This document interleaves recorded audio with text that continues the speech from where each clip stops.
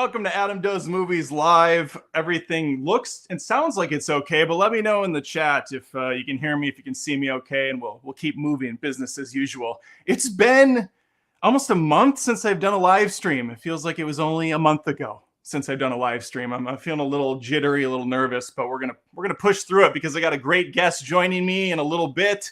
Joey Sasso. If I said his name wrong, I'm sure I did because I say every name wrong, but I met him. God, it's been like 7 or 8 months since I met him at MegaCon. Cody Leach introduced us. He was just a ball of energy. The guy has been going nonstop promoting his film. I've seen it. I'm going to give you my thoughts on it, and we're going to just talk about the process he went through and what a wild ride it's been getting this thing out the door. Other things I have to say before we jump in. Let me look at my notes here. Okay. If you've been watching the stream for a while, you know there's been a blue bag saga with a neighbor down the road. He was my neighbor right next door, but I moved because of the blue bag. I can thankfully say that it's been cleared up. Everything's good. The bag has finally been retired. There was a blue bag out front of his house. It was obnoxiously bright. It's a first world problem. It drove me crazy. I couldn't sleep. I couldn't eat. I just thought about this fucking blue bag that was there for like a year. Taunting me. Why is it so important? What's in it? The assassination of JFK documentation? I don't know, but it's gone. It's over. All right, things coming up on the channel. I have a video I'm editing right now. Top 10 funniest moments in Deadpool and Wolverine. Really like the movie. Obviously, the plot was a problem for me, but who cares about the plot with a movie like that? It's going to be full of spoilers, so definitely don't watch it tomorrow if you haven't seen the film, unless you don't care. I'll have a review hopefully Thursday night, but probably realistically Friday for M. Night Shyamalan's new film, Trap. And then in a few days, I'll do a spoiler review on that as well. I'm very excited for that movie. It looks great, but M. Night's really good at making trailers. Let's just remember that. He's really good at that. And then Friday night, I will be doing a co-stream on this channel, and it will be on Hack the Movies with Tony. We're going to be talking about the 3 Deadpool movies. So there's a lot of good stuff coming up, and even more on the second channel, Adam Does Rants, that I launched a while back. I have a brand new rant going up, maybe tomorrow as well, on my recent trip to Minnesota that lasted far longer than it should have because of plane issues and whatnot. And I, in my infinite wisdom, accidentally rented an electric car that got like 4 miles to the fucking charge on a battery. It took 1 hour to get 4 miles of charge on it. It was like one of those tiny little Micro Machine Bolt cars. Anyway, I have a rant going up about it. I'm not knocking electric. I'm not knocking EV. Not that car. That was not the car for traveling long distance. Okay, rants aside, I'm going to bring him on. Let's get Joey in the mix and just watch how like low energy he is and what a like kind of a lackluster individual all around. Just a boring, sad sack of shit. Joey, How are you doing? What up, buddy? What are you doing?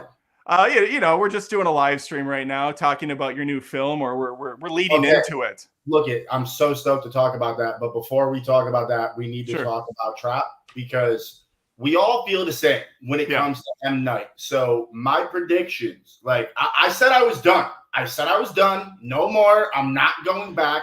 But he always finds a way. He got Hartnett back, and I'm like, all right, Hartnett having his comeback. I'm here for it. But do we think he actually is going to deliver a solid film from beginning to end? What do you think? I think this one it's just something about the trailers hitting me the right way. I think he might actually get it right. The last one that I really liked from him was Split. If you remember that, Jim.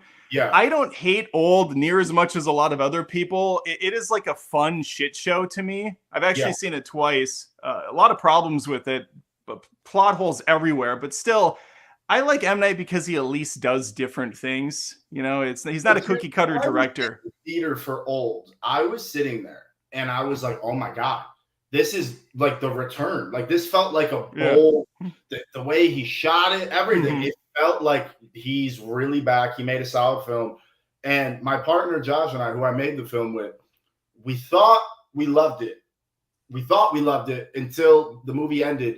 And then we started talking about it. And then we realized, wait, nothing makes sense. Literally nothing. No. Nothing. But I'm like, how did this get through. I know he's M Night, but like, bro, like the twist aside, I was like, okay, he had like 3/4 of just a really solid, well shot, well acted film. Yeah. And then that twist, I was like, oh my God, he dropped the ball again. And the thing is, he's so good at concepts. Like he really is so good at creating those real high concepts that I just wish someone were to challenge his material a little bit. Yeah, maybe push back on some of the characters and the writing that he does with these people because they're always so stale. And he really leans into just the what if moments and the aha moments and less about what does it actually mean? What's behind it? Like, why are people blacking out in the cave and then magically reappearing on the beach? They never explain that. That always drove me nuts. Everything with it was really good in terms of its actual execution. And then you just start thinking about the rules of the world and everything. And I'm just like, man, he is clearly so drawn to fantasy. And that's really dope. But what would you say is your biggest M. Night miss? Like, look at Airbender or whatever. That doesn't count. It's not even, that's in its own thing. For me, it's still Lady in the Water, just because I think that's such a solid concept that I could see being a classic. And I love the first 15 minutes, and then it's just slow decline. Yeah, Lady in the Water is just a boring chore to get through for me. I didn't think it was insulting, though, in any sense of the word. The one that really just pissed me off from front to back was Glass. That movie, it's so frustrating to watch because I really, Unbreakable is a classic for me, and I thought Split was great. So seeing these two come together in this cool M. Night universe was a fun idea, and he dropped the ball so badly on all of them, all these characters. That it's just I hated that film from front to back. Lady in the Water, it's just boring. I think that Trap, the way I feel about it is similar to what you said about Split. I feel like it's gonna have a phenomenal Josh Hartnett performance, just similar to McAvoy in Split. I hated the B story in Split with the therapist that was just dumping just so much exposition. It just slowed the pace down.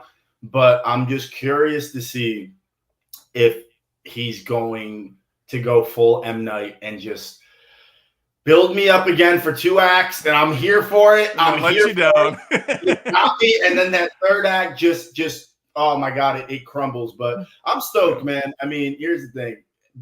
End of the day, guy makes his own films. Like, makes his own films. I wish someone would consult with him a little bit on the material, but I mean, it's really cool. He still lives in his hometown, does his thing. And I didn't see his daughter's flick. Did you see it, by the way? I did. I thought it was incredibly mediocre. Visually, really pretty looking. Kind of has her dad's template down to a T with the unlively characters and the mystery that inevitably either falls apart in the end or kind of works for you. I didn't hate it. I didn't love it. It's just there. It's just there.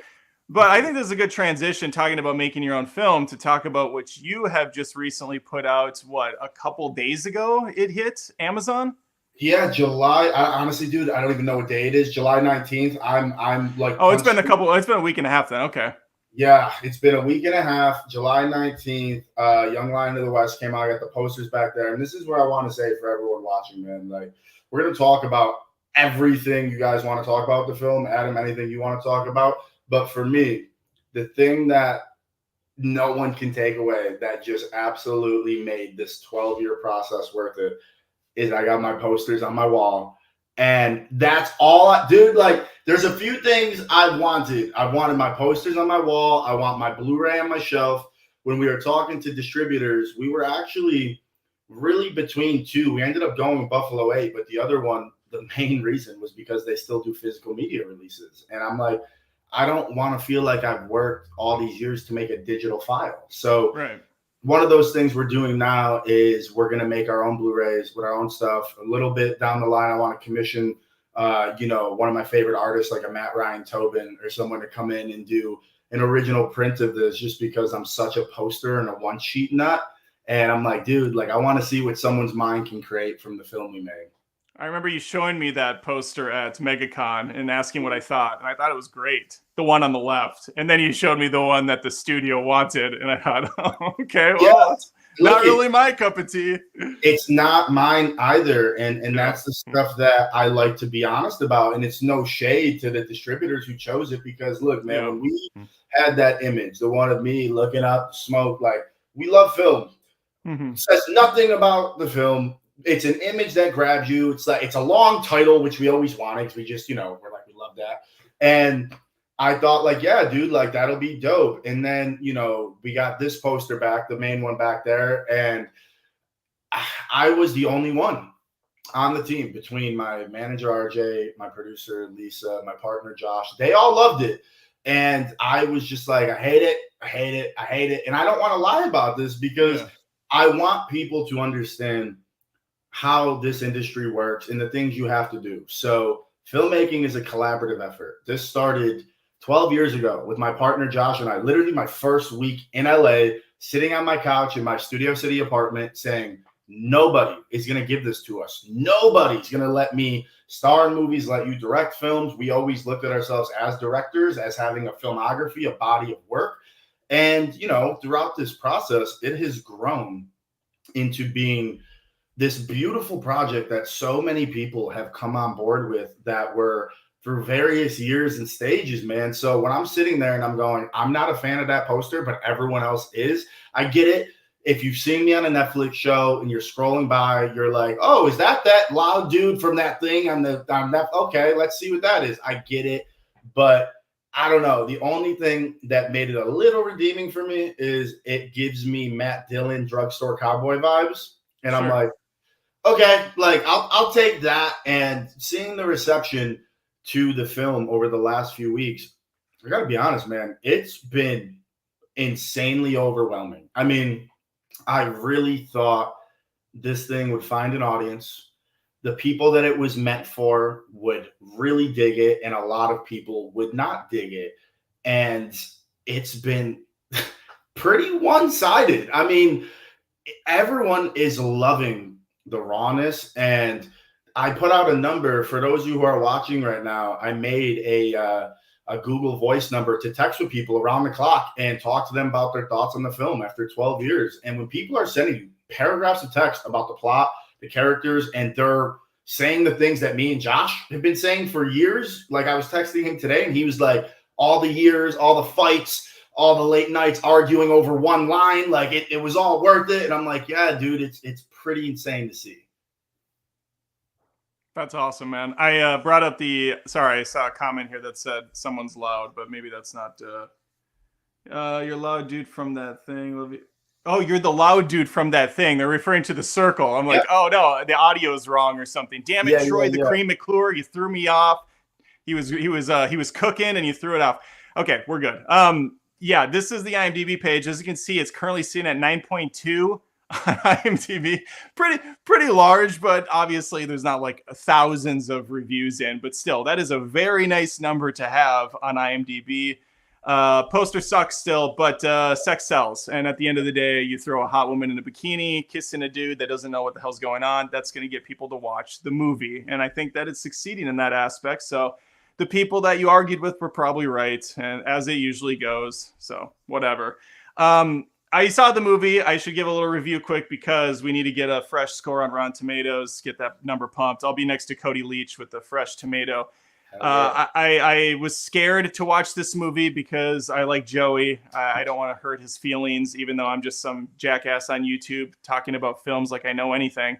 But he, for some reason, respects everyone and their thoughts on the film. So I wanted to give him an honest to God's truthful review on it. So going in, I was scared. This movie was made for like $13,000 over the course of many years. It was a passion project. He basically funded it himself, or scrimped and scraped to get it made. That all sounds scary. That's like the opposite of what you're supposed to do with a Hollywood movie, is make it yourself.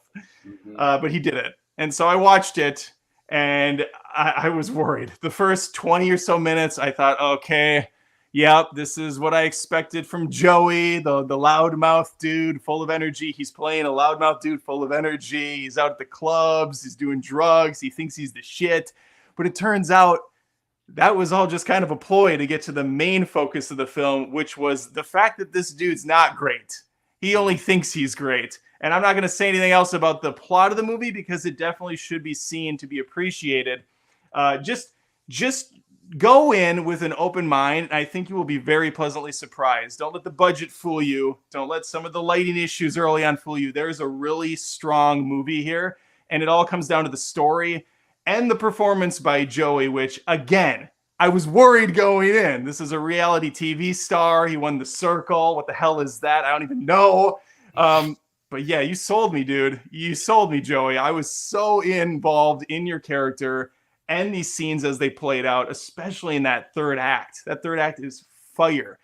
So yes, Young Lion of the West, very much worth my watch. And I think if you appreciate, indie cinema, movies that aren't your typical MCU, DCEU, Marvel, Disney shit, which I like too, but let's be honest, we like film. So let's broaden our horizons and try some things out. Well done, Joey. I really like the movie, and I'm glad that I gave it a shot because I would have missed out on something cool. Thank you, man. Yeah, it's really crazy the different lives this thing has taken on, and there's been so many instances where my partner Josh and I, my other partner Nick, where we've talked about how much we were right on, but right in a different way than we ever expected, because Josh and I both always obsessed about, like I said, filmography. What's going to be our filmography? We knew this had to be the first one. For everyone watching, I didn't go on Netflix and then be like, oh, now I'm an actor. Like, I made a very clear point to say this for years. People go on a reality show, and this is no shade to anyone else because none of you know who I am if I'm not on that show. But I moved to LA to be an actor. Originally wanted to be a director since I was 3 years old. I grew up studying film, studying the industry. Then I started learning special makeup effects, studying Tom Savini, all of these things. Started acting when I was a teenager. And we knew this had to be the first one for many reasons. You have to establish your type right out the gate. An example would be if I make a first feature and I'm playing a lawyer or a doctor, you're not buying it. Like, I look like the Italian East Coast New York kid, and being so inspired from, Mean Streets, Saturday Night Fever, the films that I love that are character studies that you don't see anymore. We knew that's what we wanted to do. We wanted to make something really raw and something that had a voice, man. And it was really hard over the years to continue to live with the film because so much of it is inspired by where I come from in Rochester. The whole film takes place in Rochester, New York.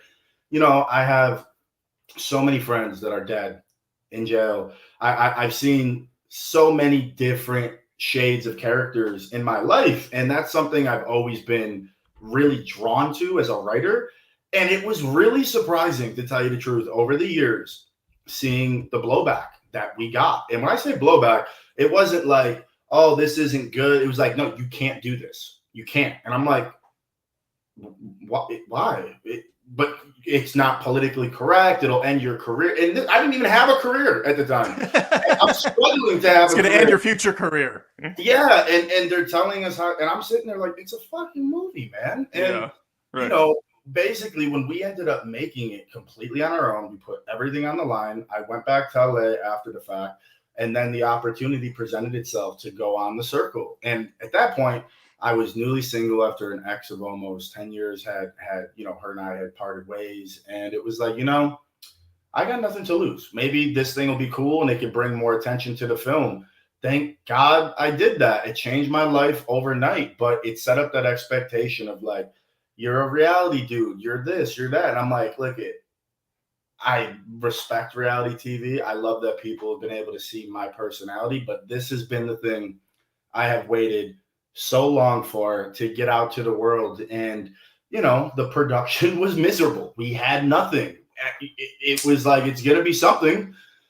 We're going to do it. And we love gritty, raw indies, but I don't know what this is going to end up actually being. And because we knew, like, for an example, when you were talking about the first act, I always knew, again, you don't want to make an indie that's that weird art house indie that you can't sell.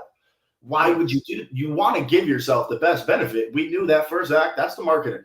There you go. We're going to give you what you think. And now, because of the Netflix career that I've had, like you said, people are like, oh, of course, this is the movie he made So it makes that second and third act hit in a way we never expected. And yeah, right. Dude, seeing the feedback, man, like going back to what you said, I swear to God on my niece's lives, I do not care if people love it, if they hate it. And I would love to be sitting on a live in person with someone who's telling me how much they hate it, because there is such a discord that exists online today where it's like, yo, we live in real life, real world. And then when it comes to being on social, everything sucks, everything's terrible. And then it's, I hate you. Yeah. You're stupid. And I'm like, dude, we love film, man. Like the fact that I made something, I wish every filmmaker out there, I truly hope you guys have this feeling. I used to feel, please tell me I'm good. Tell me it was all worth it. When we finished this production, we knew we had climbed the biggest, most insane mountain we would ever climb. And we did it. Right. And I felt so proud. And you get to the point, you're like, I don't care. And I never thought that would happen. So I think we need to get to a place with cinema, because we live in a time where we can all talk openly, where people need to stop being so divisive. If something's not for you, it just turns into a war between each other. I hate that, man. I really hate that. I'm sure things will turn around, Joey. Every algorithm is certainly helping out when they feed you the ones and the zeros. It's either a 10 or a 1, and then basically people are rewarded for acting that way, and it's just more fuel on the fire. But yeah, when you get these people in person, it's suddenly kind of a different conversation altogether. Suddenly they have to put a face to what they're saying and own up to their opinions and their thoughts. And that's why it's fun having kids. My daughter's 15, my son's 12, and they're at like my favorite age of honesty. They will tell you exactly what they feel, and there's no bullshit. There's no like agenda behind it. It's just straight up pure, uncut, raw passion. We saw Deadpool and Wolverine, and I did an out of theater reaction. And I said it was really good. I thought it was hilarious. My son liked it, but even my son first off said the story was kind of a mess. And I said, oh yeah, the story's pretty terrible. And my daughter would look like she wanted to punch me in the face. She's like, how dare you? This movie's wild. It's fun. Let it be its own thing. So, being in a room together, having a conversation, having some fun with it, because at the end of the day, it's a fucking movie. Like, let's just talk and chat openly. But yeah, man, the fact that you got people that are even talking about something you made and you have a poster behind you on the wall means you did something right. And that's a dream I think a lot of people would like to achieve someday. Dude, I tell everyone, man, like there's so many filmmakers out there I've been hearing from, and it's so inspiring. Like everyone in this film absolutely kills it. There has been a few things that we have heard that have been pretty unanimous. One is the raw, gritty thing, which I'm like, oh my God, I always wanted that. I wanted to shoot on 16. We obviously couldn't afford that. And I'm like, okay, I don't know how we did that, but we got that. And that the performances are great. And I wanted this film to be a real benchmark for how much talent is out there that does not get the opportunity, does not get the chances that, so many people get. I've lived in LA since I've been 18. It's very political. It's who you know. Unfortunately, it's not about who the most talented is. And I really wanted this to be a jumping off point for not only myself, but for everyone involved to say, like, you know what, I'm going to make films and I'm going to be that guy who rides with my people. This is the first one. We wanted this to establish a law, establish a voice. And it's really cool to see that people are embracing that and moving forward. I mean, dude, 13 grand. That's no BS. That's nothing. That's what we had. And we were told this is your fourth or fifth film. This is budgeted at $2 to $10 million. Jails, squad cars, clubs, fights, shootouts. Cut it. You'll never get it. And if you tell me something I can't do, I will obsess until I pull it off. And we did. And we knew that this would be all the more impressive if we were able to do that. So moving forward, man, I really want to take this approach again, but I would like to document a lot more on how we were able to do that, how we were able to get where we did. And I've been talking to filmmakers, dude, you can make your movie. You absolutely can. The difference, I would say to people, please spend the time building your craft, studying, whether that's being in class, making shorts, studying your cinematic language, man. Like that's your film school. Sitting down and watching your favorite stuff and really analyzing it and knowing why it works for you because you need to make your movie, man. And if you haven't spent the time doing that, by the time you go shoot something and you sit and look at the screen, what you had in your head is not going to be coming across the same way. Like, you really do get one shot, like that indie filmmaking approach of everything you got, every person you know, rally the troops, but make sure the material is good. Make sure you know. So I'd like to push into that a little bit more. So you had a script, obviously. You went through several revisions. You told me off camera a while back, the original run was like 3 hours long or something, and you cut it down quite a bit, which I think was a smart choice. Although there are some parts of the film that I do think could have been fleshed out. There's some jumps here and there that definitely deserved a little more passing. But that out of the way, what happened next? You had a script. I assume you didn't have a production company or anything at that point. You had no studio support at that point. So did you just turn to your friends and people in the industry that you knew and said, hey, can we just start making this? Or how did you find funding at all? How did you get 13 grand? This is the questions I love that we're talking about, because you do never hear these things. So we did start when I was 18, Josh and I think it took us all together. I think we did, this is no exaggeration, somewhere between 40 to 60 drafts of the script over 7 years. And I always tell people, you know, there's a common thing you hear when it comes to screenwriting, which is take your first script and throw it in the trash. I get that, but I would also argue that the number one thing writers face is procrastinating and not writing.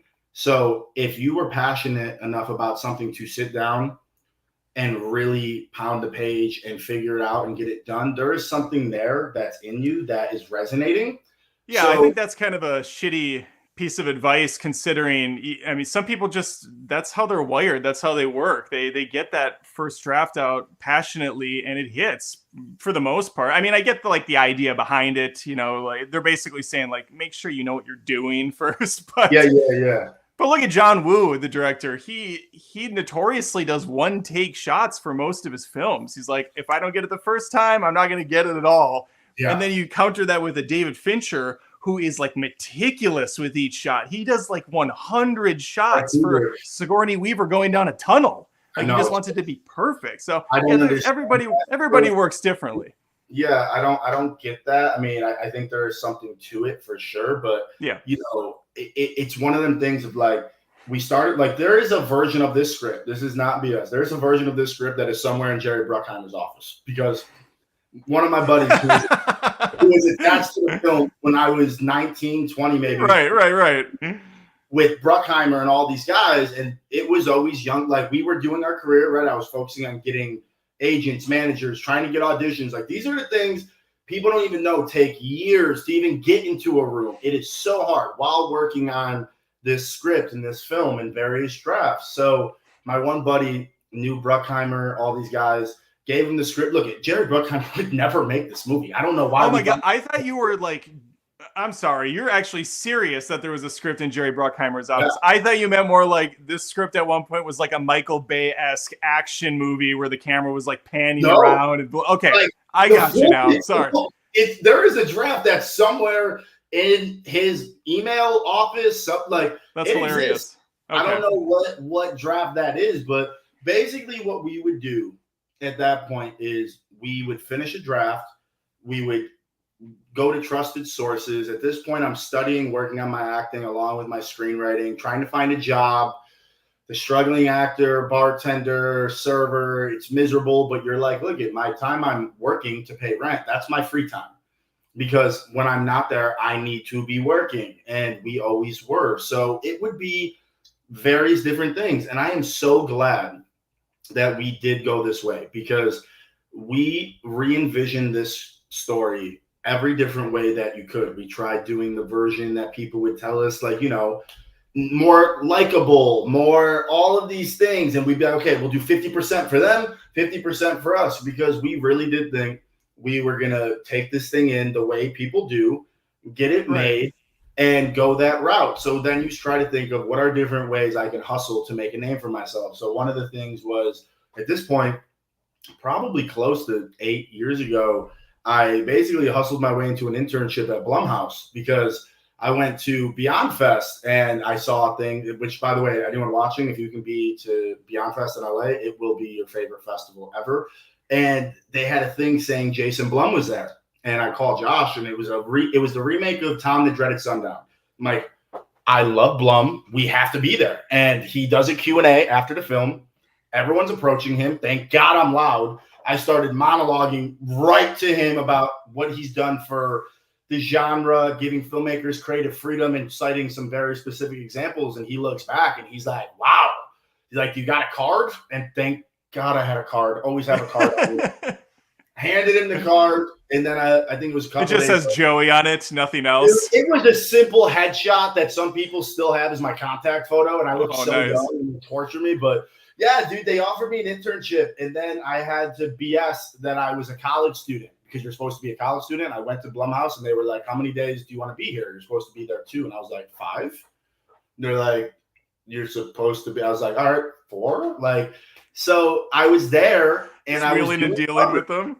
Yeah, like, so for people who are writers out there, coverage is when you submit your screenplay to a Blumhouse, to a production company, and you have executives who have, interns like myself, whose job is to read your screenplay, write a 3-page analysis on the entire plot, what works, what doesn't work. And this was really informative to hone my craft, see what other people are writing.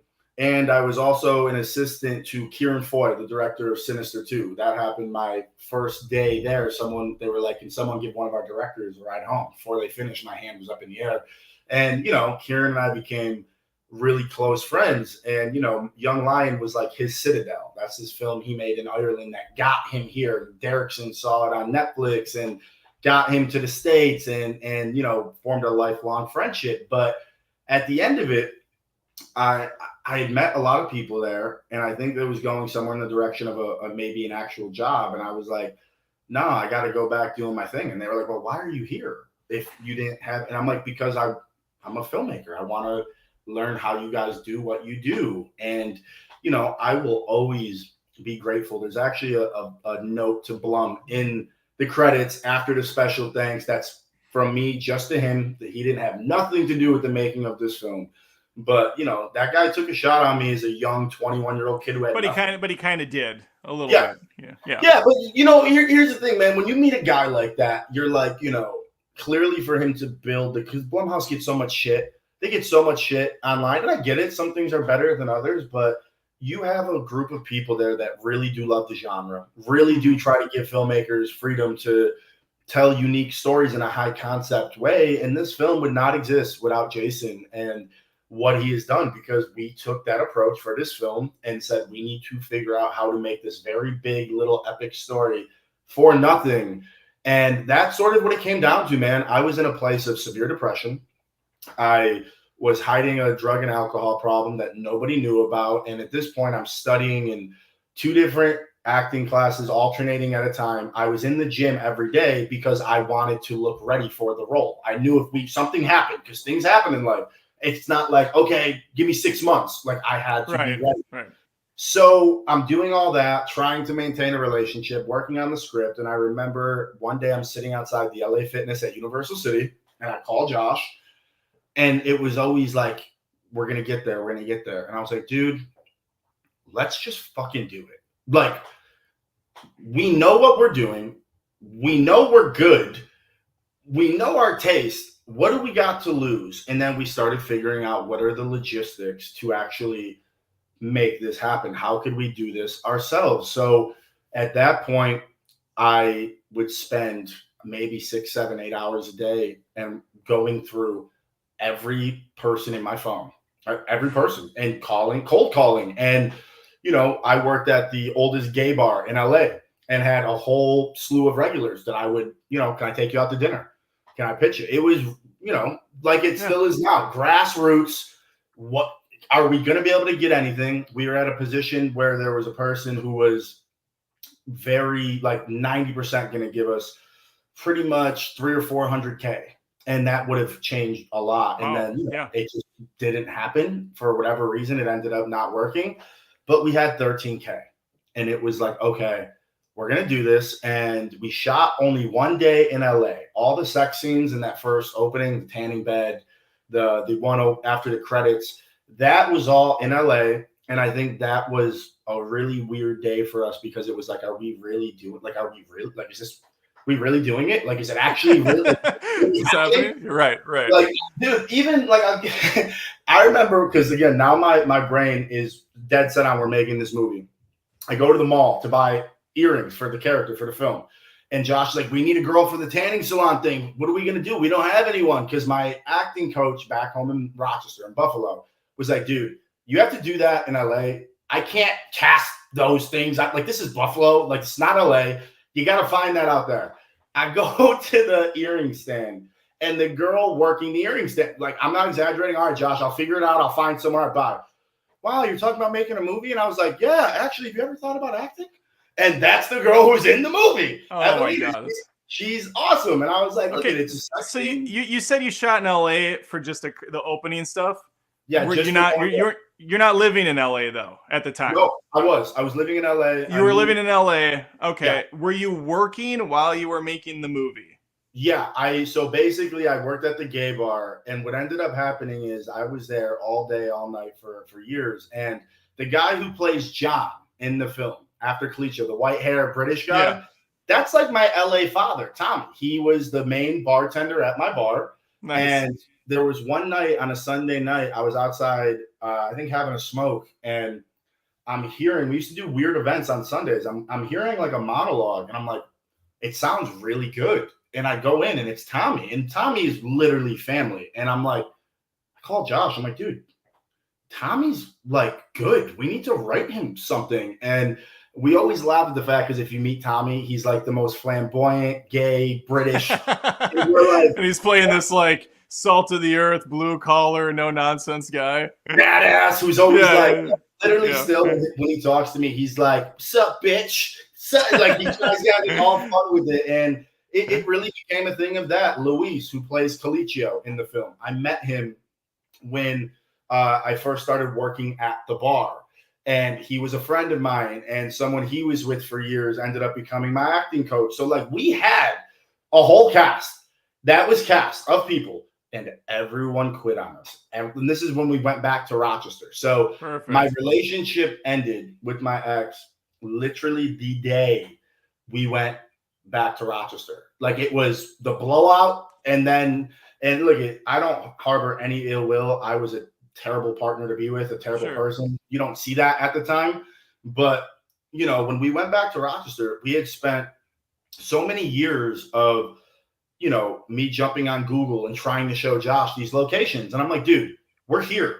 We can go anywhere. And we had this moment where we were like, we have written this script over and over again. We've re-envisioned all the characters' arcs, where things go, how things happen.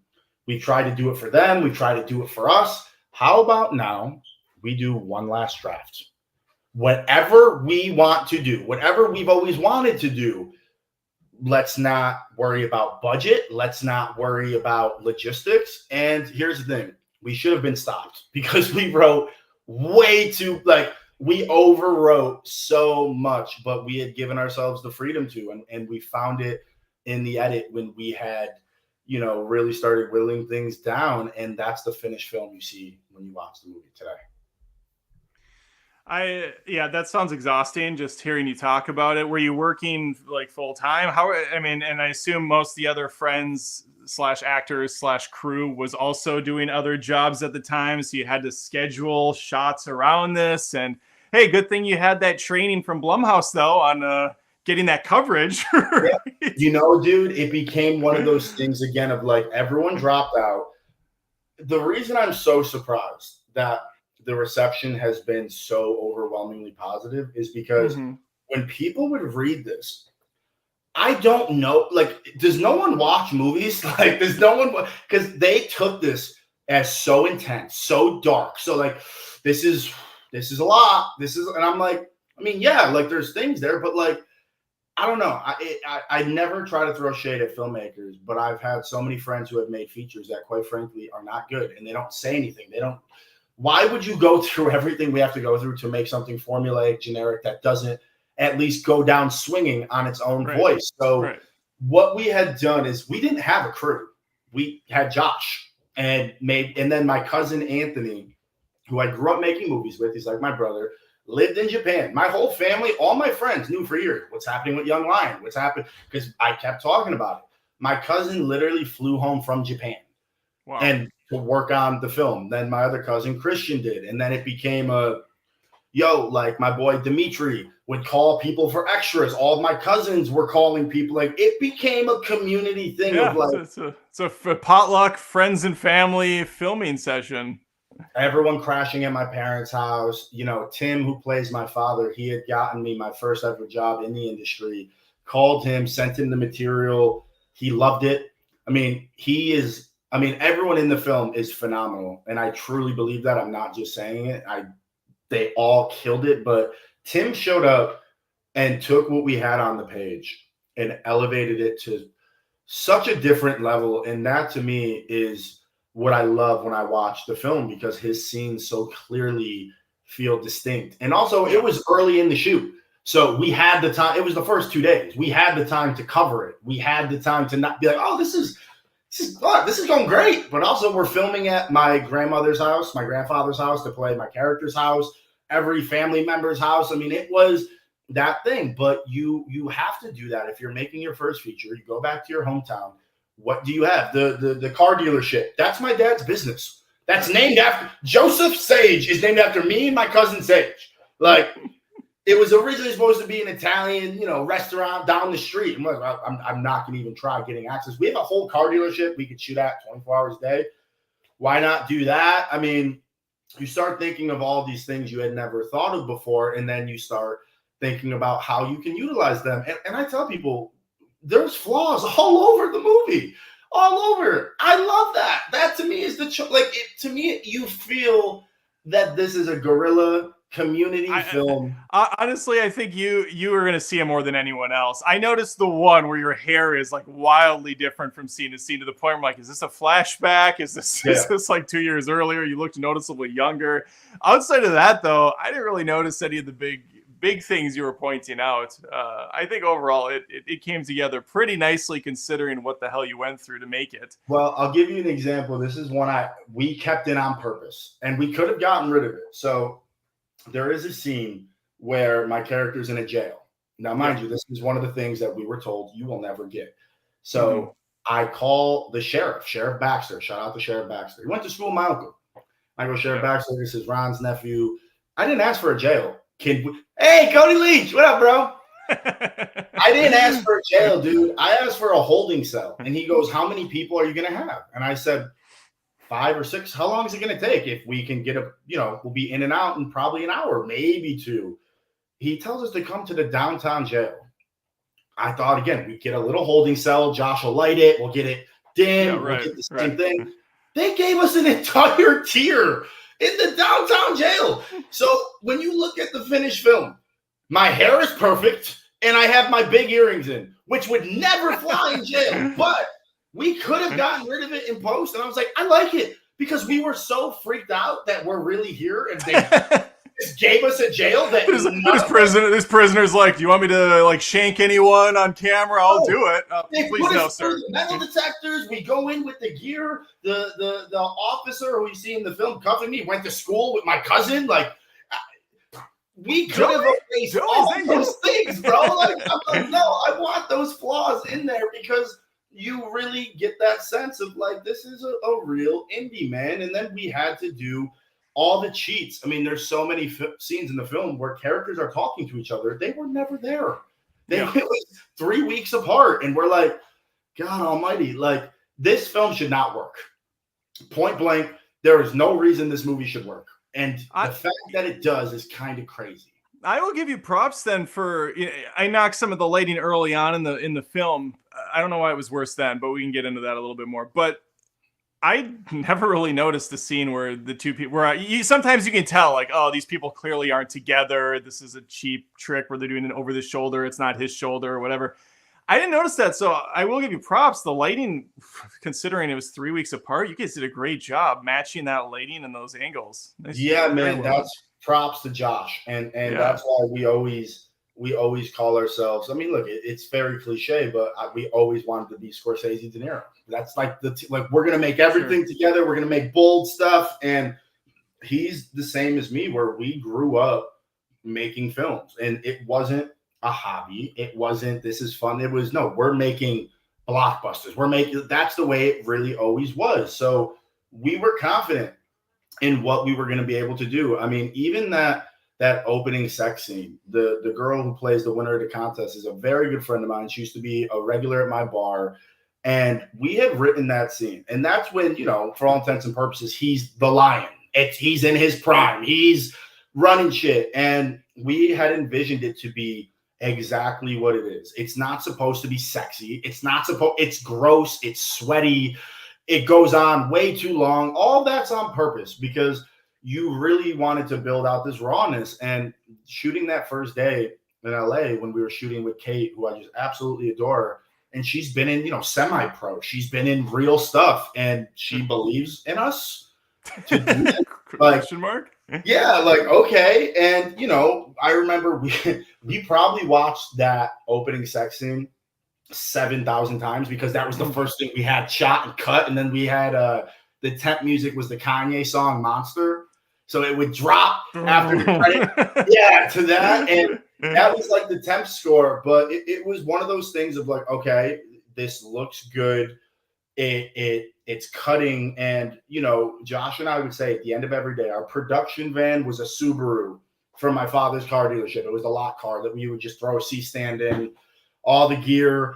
And, you know, I've always loved independent cinema. And I'm not just talking the noteworthy stuff, the stuff that people don't watch, the stuff that's really not good. You have to watch everything. And a lot of films don't work. My thing with this film was if you watch this and you love it or you fucking hate it based on the story, oh my God, that's a home run because you're watching it like a movie. It cuts, it works. And that's why I'm like, I think the only way I'd be sensitive to any criticism is if I was like, yeah, because I dropped the ball. You know what I mean? Sure. Right. Well, I got a question from Perm here for $10. Any question you want to ask Joey or I, or a movie question in general? Maybe what's Joey's favorite film or what's his least favorite? Anything like that. Throw a couple bucks into the YouTube hat so we can dance for you. Perm for $10, a powerful super chat. Adam, welcome back, bro. Joey, congrats on the movie. Sounds like it was tough to get done. What was the hardest part? Also, do you have a favorite moment or best part of making the movie? That's several questions, but let's start with hardest part and favorite moment. And all of it, to tell you the truth, like the hardest part, like when Luis, who plays Calicio, he said he read it, loved it, was like, yeah. Then he booked a national. He's the Lowe's craftsman guy. And I was like, all right, we're going to have to figure something out because we didn't want to cast someone from The Sopranos. Like we could have, but then it becomes that dude's 14th direct-to-DVD movie. We wanted this to be a standalone thing of no names because, again, at this point, I'm not on Netflix, not on anything. And Luis flew in. We had him for 2 days. That last day, I want to say we shot maybe 16 pages, which is insane because that seems crazy. Typically 3 pages a day. And, you know, we loved that car scene. That's when everything really slows down. And we had cut out a lot still, but he was such a pro, got it down. And without going into spoilers, like Adam was saying about the third act, we kept trying to think of things that made this film look bigger. Mm-hmm. What makes it look bigger? And there was a very distinct change in some characters that Josh and I we did not speak that entire third act because, first of all, we were exhausted. Yeah. We didn't think of it at that because you're just going. His thing is, if we make this change, if we missed something, we're screwed. We can't go back and get it. And I'm like, I don't fucking care. We're doing it. I'm doing it. It's happening. It has to happen. And look, we were both right and we were both wrong. And it ended up working really well. Every screening we've had, that's one of those moments where everyone has a very clear reaction. And we knew we wanted to really play with tone. And set you up where that first act, I wanted it to be a hangout movie. I wanted you to feel like you're with these guys. You're vibing. It almost feels like we make very distinct choices, even to, you know, in the opening when we're at the dealership, wearing a bright blue shirt. And I'm like, I want it to feel like a coming of age, high school-ish movie. These kids are running around. And then by the time you get to the end, it's such a different film. But that's what I've seen in my life, you know? And like you had said when we had first talked, like, I hope people spend the time to get to it. And, you know, I understand if some people tune out, but I also don't, because I'm like, it's a fucking movie. Watch the movie. It's an hour and a half. It's a quick 90 minutes. It's a cup of coffee. Dude, this first cut was like, that assembly cut was just under 3 hours. Like, we had so much we had to do. And then, you know, in terms of the hardest part, even after that. So now you pull off this insane production. I think our shoot was 29 days, maybe 30 days with 1 day off the entire time. Oh, that goes to this question actually from Bubba for $1.99. Thank you, Bubba. How long did the actual filming take for the film? About 29 days, 30 days. And I will tell you, if you've seen it or not seen it, there is a sequence that's in the trailer where everyone's dressed in white. It's a white party. We had envisioned this to be a very clear, distinct plot point where something happens. We came to Rochester. We needed a nightclub, which I'm like, how the fuck are we going to get a nightclub? My brother-in-law gets a place for us from a friend. Of course, we show up, and they're like, well, I don't know if this reflects on our brand. I'm like, bro, you're fucking borrowing on Rochester. What brand are you talking about? Okay. So then we lose the club.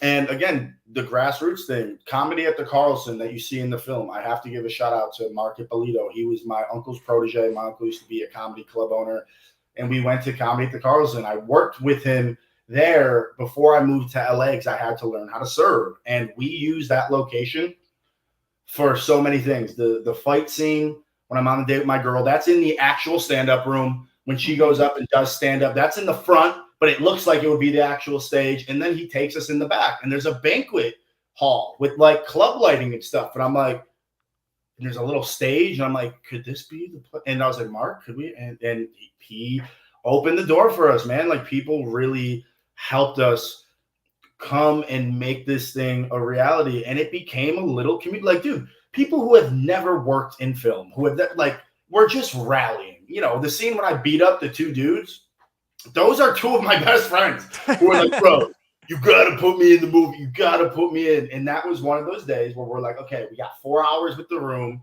And there was a part of you that was like, you know, I've always kind of wanted to do this for some stupid thing you did in the past. I can't even watch it without laughing because I know the people. If you watch that scene and it's cutting to them at the table, my boy Brian puts on a weird Boston Italian. I have no idea what the hell they were saying. He's like, yeah, buddy, you know, the shit I do if I had your life and this and that, you know, the best tits I've ever seen. And I'm sitting there on the day of, and I'm like, what the fuck are they talking about? Because I had pages written, and, you know, everyone's like, until they see pages, and then they're like, dude, I can't remember. I was like, okay. Dude's going off script. Guys going rogue with the material. You're drinking. You're feeling good. This is what's going to happen. And that's one of those scenes that is very raw because we thought we had 4 or 5 hours with the location. And then my buddy Nick, who produced the film, who was my best friend from high school, never produced ever, but I knew he would be able to do it. And he did. He comes to us, and Mark's like, you got 15 minutes. We're like, what do you mean? It's like 15 minutes. When I tell you, Josh was running because we had to set up the table here. We had to cheat the whole room. I grabbed my boys, and I'm like, get up. Come on, get up. Here's what's going to happen. I'm going to come in. I'm going to do this. I'm going to hit you here. You're going to come here. And when I say we blocked it in 5 minutes, and this is where it helps being with your friends, when I say we ran, and I was so out of breath, I thought I was going to have a heart attack because I cannot breathe. I'm heaving. And Josh's like, Joe, I don't care. We got to do it again. I'm like, I'm going to fucking die. And he's like, Joe, I don't care. And then we finished it. And then he went out and shot the part of Tara doing her stand-up thing. And we did all of that within a 15-minute window. And we were like, I don't know what is going to happen. This is not going to work. And I think you can look at it now and see that, but I think it still really works with that sort of rawness. So it was a happy accident, man. And I think it's it's a real testament. It's sort of like if I was going to ask you, or you're going to ask me, like, yo, what you shoot your film on? And you could say an RE, you could say a this or that. My one buddy who did that shot, he was all the stills back home in Rochester, said something I'll never forget. He's like, the best camera you have is the one that you have. Mm-hmm. That's it. You don't need this or that. So this became a thing of really, what do we have? Who do we have? Let's rally the troops. The scene when I go to Colicchio's house, that's my house I grew up in. That's my childhood home. All the women at the table, my mom, my aunts, my cousins, they're like, Joey, what do you want us to do? I'm like, grill her like you wish you grilled people I brought home in the past. Josh handed me a camera. He had a camera. That's the scene in the film. And that's great. That's where, I'm sure it was a blast watching it with your friends and family after. I mean, the premiere must have been just a great time to see this come to a head. The premiere party we had on I think it was the 19th. I was very mixed on it. I didn't want to have it. It took a long time where we should have been, in my opinion, focusing on more marketing with the film. But the reason I really wanted it was because it wasn't a night for me. It was a night for me, for my parents, because, my father moved me to LA when I was 18, right out of high school. Didn't listen to anything anyone said about how he can't do this. I went to a Catholic school, 99% go on to college. I was the 1%. Everyone thought was going to be a bum, be a failure. People used to laugh at me like, yeah, okay, Scorsese. Okay, De Niro. Yeah, right, okay. Right, he's going to be a filmmaker. Yeah, he's going to be an actor. Okay. And they had faith. And, my dad has since told me that, that first week we came here and he got me my place, he was saying the entire time in his head, he was just hoping I was going to look at him and say, let's go home. But that was never even still to this day, I've been low, dude. I have been really low out here. Everyone who is in this business has. No one is beyond it. There's never been that thing of, okay, let's pack it up.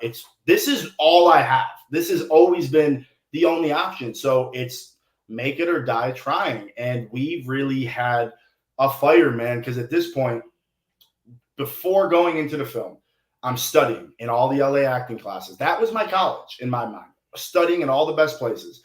There is a thing that exists for people who are watching this who don't know. Actors are really annoying, self-centered, different beasts. And there's a thing about being the best actor in class of like, oh my God, Adam, you were so good. You were so good tonight. And then Adam's like, Joe, you were so good. And I'm like, we're all fucking unemployed actors. Shut up. What are you talking about? So I had a real frustration because I always went to class to fall on my face to try to get better. I would go into rooms to audition. There were a few roles over the years that I was this close that could have changed something in my life. And when I say change something, not a big studio film, like a small, low budget thing, I would never book because they would say, he's great. He's just too specific. He's too unique, too Italian, too New York. Italian. And in my head, I was always like, okay, this is why we've always been working on Young Lion, because it was one of those things, if we wanted to make it the real studio way, whatever way, no one's going to read that script with the characters. You're not going to not see me. We wrote it for me. Mm-hmm. So I really hit a wall where I was like, am I any good? Like I would sit in my car outside the bar and I'd be bawling my eyes out. My parents, I'd be on FaceTime with them, would be like, then just come home. You and tens of thousands of other actors in Hollywood. Yeah. Everyone, man. I mean, it's the land of broken dreams, but I still do attest to this for people who are out there. If you really know this is your calling, there is nothing else you can do. You need to be here, because the amount of people that are here that aren't serious, that are giving it a shot, winging it, out partying, trying to hook up with a celebrity, all the LA things you see, you're cutting the deck more than in half right there. When you talk about the people who are really hungry working on the craft, then you're in a more specific league. So, when I would be battling that depression, it was like, I would go into class and auditions and it would be so in my head of like, I can't even be a human anymore because I'm so used to getting critiqued for whatever I'm not doing versus what I'm doing. And it was like, okay, I never said this to Josh, never said this to anyone, but I was like, we're going to go make this. I had dreamed of playing Nick Donato for years. That kid was so many kids I knew, so many things. And I was like, if I fucking suck, I'm going to have to do something else. I'm going to have to move to another area in the industry, because if I'm good, it'll be on screen. I feel like you tell yourself that, but I don't think deep down you even would have given up, even if you were told you sucked. Because there's a repeating pattern I've seen with actors I've talked to that have reached out to me. The drive and the passion for it is there. No one can really take it away. Even if you get buried underneath the dirt, there's going to be a part of you that's going to crawl back out. Yeah.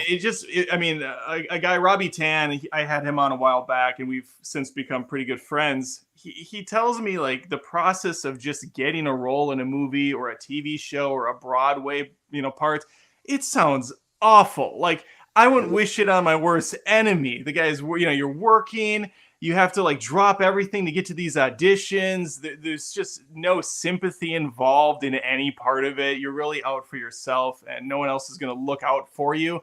Awful. But these guys still do it. Guys like you still do it because you just love it. It really is one of those things where that's why I'm happy we're doing this. For if there's kids out there who want to, follow their dreams, man. Like, I grew up idolizing Kevin Smith, Richard Linklater, Scorsese, taking the Clerks approach, all these things. And it still doesn't make sense to me. I thought I would move here and meet 100 Joshes, right? Most actors, they don't even like film. They don't, you know what I mean? More than the average person. And that's never resonated with me. And even going back to something like The Circle, the reason that was such a great experience was because when you go into a room for an actual scripted audition, you go into a lobby. The cliche used to be everyone looks like you. That's not how it is anymore, because it's diverse casting. So there's all shades of people. You are told to never basically be, quote unquote, unprofessional, which is being a person. Hi, how are you? Nice to meet. Nope, like headshot, resume, speak if spoken to. Hi, I'm Joey Sasso. I'm reading for the role of Adam. Okay, you ready? Yep. Action. You're reading with a reader that's like has no emotion, which they do on purpose. If they give you a redirection, wow, they must like me. Otherwise, get the fuck out and then never hear anything again. And when you mentioned on The Circle that I'm sorry, you may have said it. How did you get onto The Circle? Did someone tell you to audition for it, or what? Yeah, the kid who changed my life. I always have to cite, there's a lot of people in the span of a career who believe in you and open doors and change your life. So that first person for me was my buddy, Raphael Dorval. Everyone who's out there, if you want to go look up Raph and Tiffany DeLehu, I can't say her last name. They were my casting directors. So I come back from making the film, the cliche you see in every movie. I couldn't deal with my breakup during production because I had to get this done. And if I were to feel it, the movie wouldn't have gotten made. And I definitely tapped into that for a lot of stuff in the film. But I walk in the door, everything's gone. The home that I had, it's that cliche. So now I'm using so much more. No one knows what's going on. People can tell I'm depressed. I go to work. And it's salsa night, and Raph goes, because Raph was working with me at the bar, and he's like, "Hey, I'm casting this thing. You should go in for it." And I was like, "What is it?" It's like this new reality show Netflix is doing. And before he could even finish, I was like, "I don't do reality," because you're an actor. Don't. And to be honest, it was also a chip on my shoulder because my parents and family and cousins would tell me, because they love reality, like, if only people could see your personality, they would fall in love with you. And I'd be like, I'm a fucking actor. Like, I'm out here. Which, before you get into it more, which I'm sure you're going to agree with me on this, because I just have a feeling. Reality TV is not reality. It's still over the top, and there really is acting involved in it. If you're a star, if you're a reality TV star, you are still playing a character that may be close to yourself. If you're smart, yes. If you're smart. Most people, because I think there's a misconception. I can't say anything that for any other shows. I've heard things, because the whole scripted, I've never been on a show where anything is scripted and someone hands me pages. But what I did learn with The Circle, because again, I went in for the audition and it was me sitting in a room like this, and I'm just allowed to talk and be me. And I'm like, because an example, if I go in for an audition, I am loud. So the redirect will be, okay, that was great. Bring it down 40%. which is good because like one of my coaches told me they can always bring you down. They can't bring you up. Right. You don't have that energy. So this is, I'm allowed to be as big as I want and have fun. They fell in love with me. They wanted me to do it. And I thought, well, how much trouble can I get in? I'm locked in a room. I'm not going to be hooking up, fighting with people. Like, this seems like the safest show I could do. And at this point, they didn't do reality TV. So when we started filming, I quickly realized this is theater. This is improv. Like, dude, there is hours of footage that is somewhere of me in that apartment just doing skits and stupid things. And, you know, I've since talked to a lot of people in the unscripted world who love scripted like we do. And they work behind the scenes in producer roles or development. And they're like, you have done very well for yourself because you realize that there is no difference between unscripted and scripted. And I would laugh because I always say I'm so mentally ill and in love with film that I convince myself I'm making a movie no matter what, because I have to. Like the last Netflix show I did, Perfect Match, the producers would call me Producer Joey because I'd be going to them about this person's arc, set up, build up, payoff. And they're like, why are you here? Like, you should be back here. And I'm like, dude, if you're going for a career in this town, in this industry, you need to be able to adapt to anything at the drop of a dime.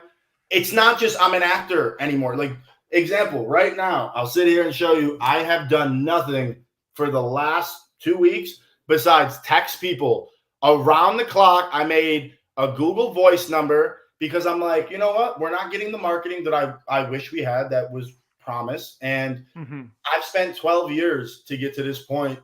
I'm going to do nothing besides sit in this room and talk to everyone and anyone who wants to talk to me about this movie. And I've sat here looking at the algorithms of, you know, let's say IMDb, where, tell you straight up, the first day we were like 1 million, like in the rank. And last time I checked, we're like under 10,000. So it's working. Nice. Not It's bad, really, it's Not working. bad. And to really go to the people and have that grassroots of who's watching, who's sending it to people. Like, I don't see people doing this. I don't know why they don't, because I always say I've been the fan my entire life. The fact that anyone would care to follow anything in my life or career and actually support me, I will give every second of the day to talk to you because, dude, I'm still, you remember when I'm still the fan. I still got to hold my shit together most of the time when I meet people because I'm like, oh my God, like, yo, I was at the Grove a couple of months ago. I saw J-Lo and Affleck and I was like, hold it together. Like, Affleck. So, you know, I'm really happy that I never have lost that. And, you know, I really want to encourage people that so much of this film, it's not about even the film itself. It's about what it represents. You can do it. Like, come on, bro. What are the fucking odds? We go make this film for $13K. Impossible thing. Everyone says we can't do it. We do it. I then get on the first Netflix reality show. I win that show. Takes off. All these, like, it's just all these series of events. Yeah, it's a butterfly effect. I mean, COVID hit and then the circle skyrocketed. People were looking for something to watch. You wisely knew, and I see this, like, I'll watch a reality TV show once in a while. I watched that stupid Below Deck. Have you ever seen that one? That's fun. I watch that when I'm like coding and stuff. It's funny. But you just know what the people that know what they're doing play to the camera. The people that are just doing their job and being kind of like normal-ish aren't getting the screen time because the camera's going to the drama. They're going to the excitement. They're going to that person that's larger than life. So you understood this going in as having an acting background, and that, I mean, it played to your strengths. And now you got a movie made basically because of it, which is awesome. Is also crazy because then you sit there and you go, okay, I wanted to lean into it with the marketing we have, which is, if there is a trajectory I've seen from all the shows that I have done, it's been worldwide free marketing to see how audiences respond to me. And there is a pattern with every single show I've done. Hate him in the beginning, love him by the end. Because I have an outgoing, stupid, immature personality and many different sides to myself. That's not an act. That's who I've always been. But I know I also have a huge heart. And I was like, okay, the film is taking on something different. I really want to lean into, people do only know me as the reality star. No, people, I remember, I won't say a name. There was someone from the Netflix world who said something one time, I think it was on Twitter, being like, how you have actor in your bio with no credits or something. And here's the thing, go fuck yourself, because to be honest, it takes such tremendous balls. And I speak this on every actor in LA to move here, to struggle, to study your craft, to continually fail, to continually put yourself out there and do your thing. That takes balls. And there is so much that happens that is out of your control in this business of not getting opportunities. So it was a badge of honor to me to be like, fuck yeah, I'm an actor. Absolutely. Oh, that background I did on General Hospital, that got me my SAG card. That was studying from Mark Teschner for 2 years to get to that spot. All these things that add up. So I thought going into this film, let's really lean in to, this is going to be a train wreck. This is going to be bad. How bad is it going to be that idiot's going to try acting, making a movie? And then I was like, hopefully, God willing, the pattern repeats of, this is going to be bad. Then by the time you get to the end, holy shit.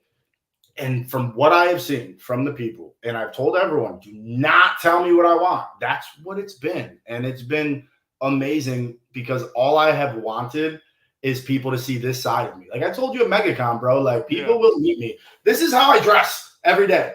My dad laughs at me. They all call me a vampire. I don't dress in like nice, designer stuff. I have a whole separate wardrobe for when I go on camera. All I spend my money on is horror tees, posters, vinyl, and people will meet me. And I've seen this even with girls I've dated, where it's like they want the guy on TV, and like that's a part of me. But I'm a fucking nerd, bro. Yeah. Like that's it.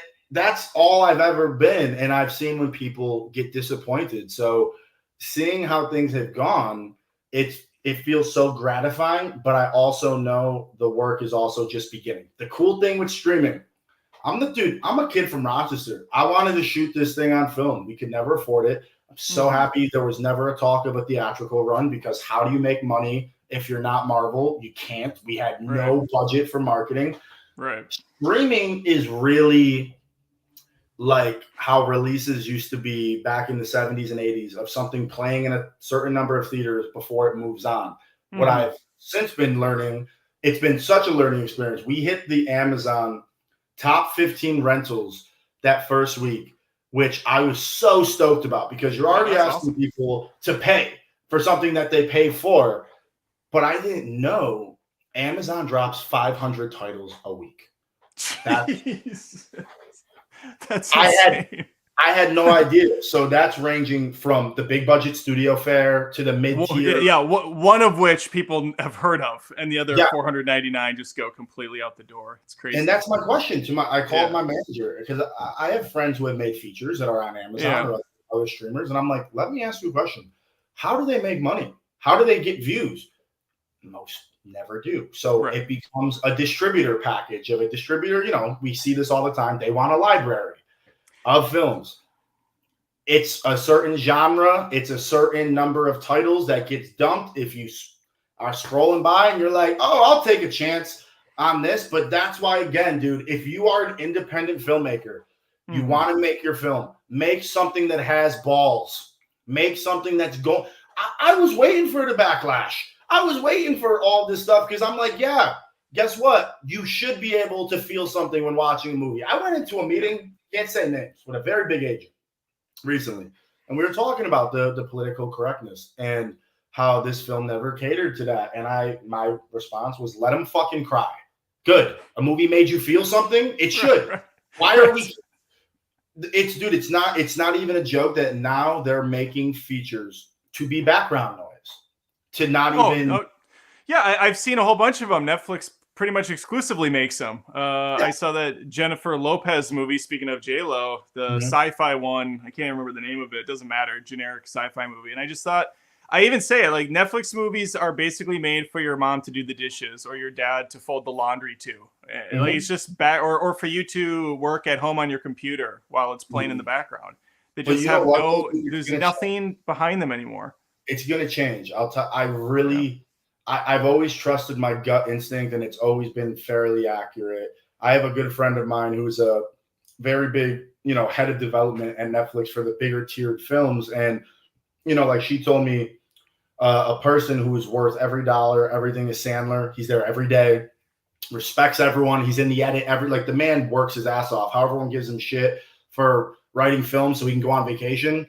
They're like, yeah, because he doesn't stop working. Like he literally, to be fair, most of his movies have been dog shit, but he seems like a great dude. Like he seems like a cool guy. So dude, I met Sandler more than once, and he was. I was at a Directors Guild screening for Spotlight because Tom McCarthy directed that, did The Cobbler, which was one of his misfires. Yep.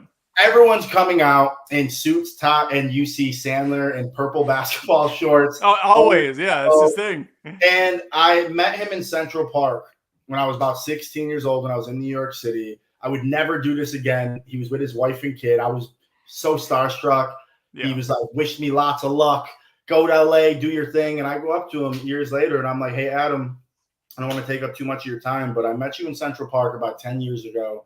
You gave me some real solid words of wisdom. It's really kept me going through all these years, the tough times. And he's like, buddy, what the fuck's your name again? What's your name? I'm like, Joey Sasso. He's like, Sasso, whatever the fuck I told you, keep doing it. You're doing great.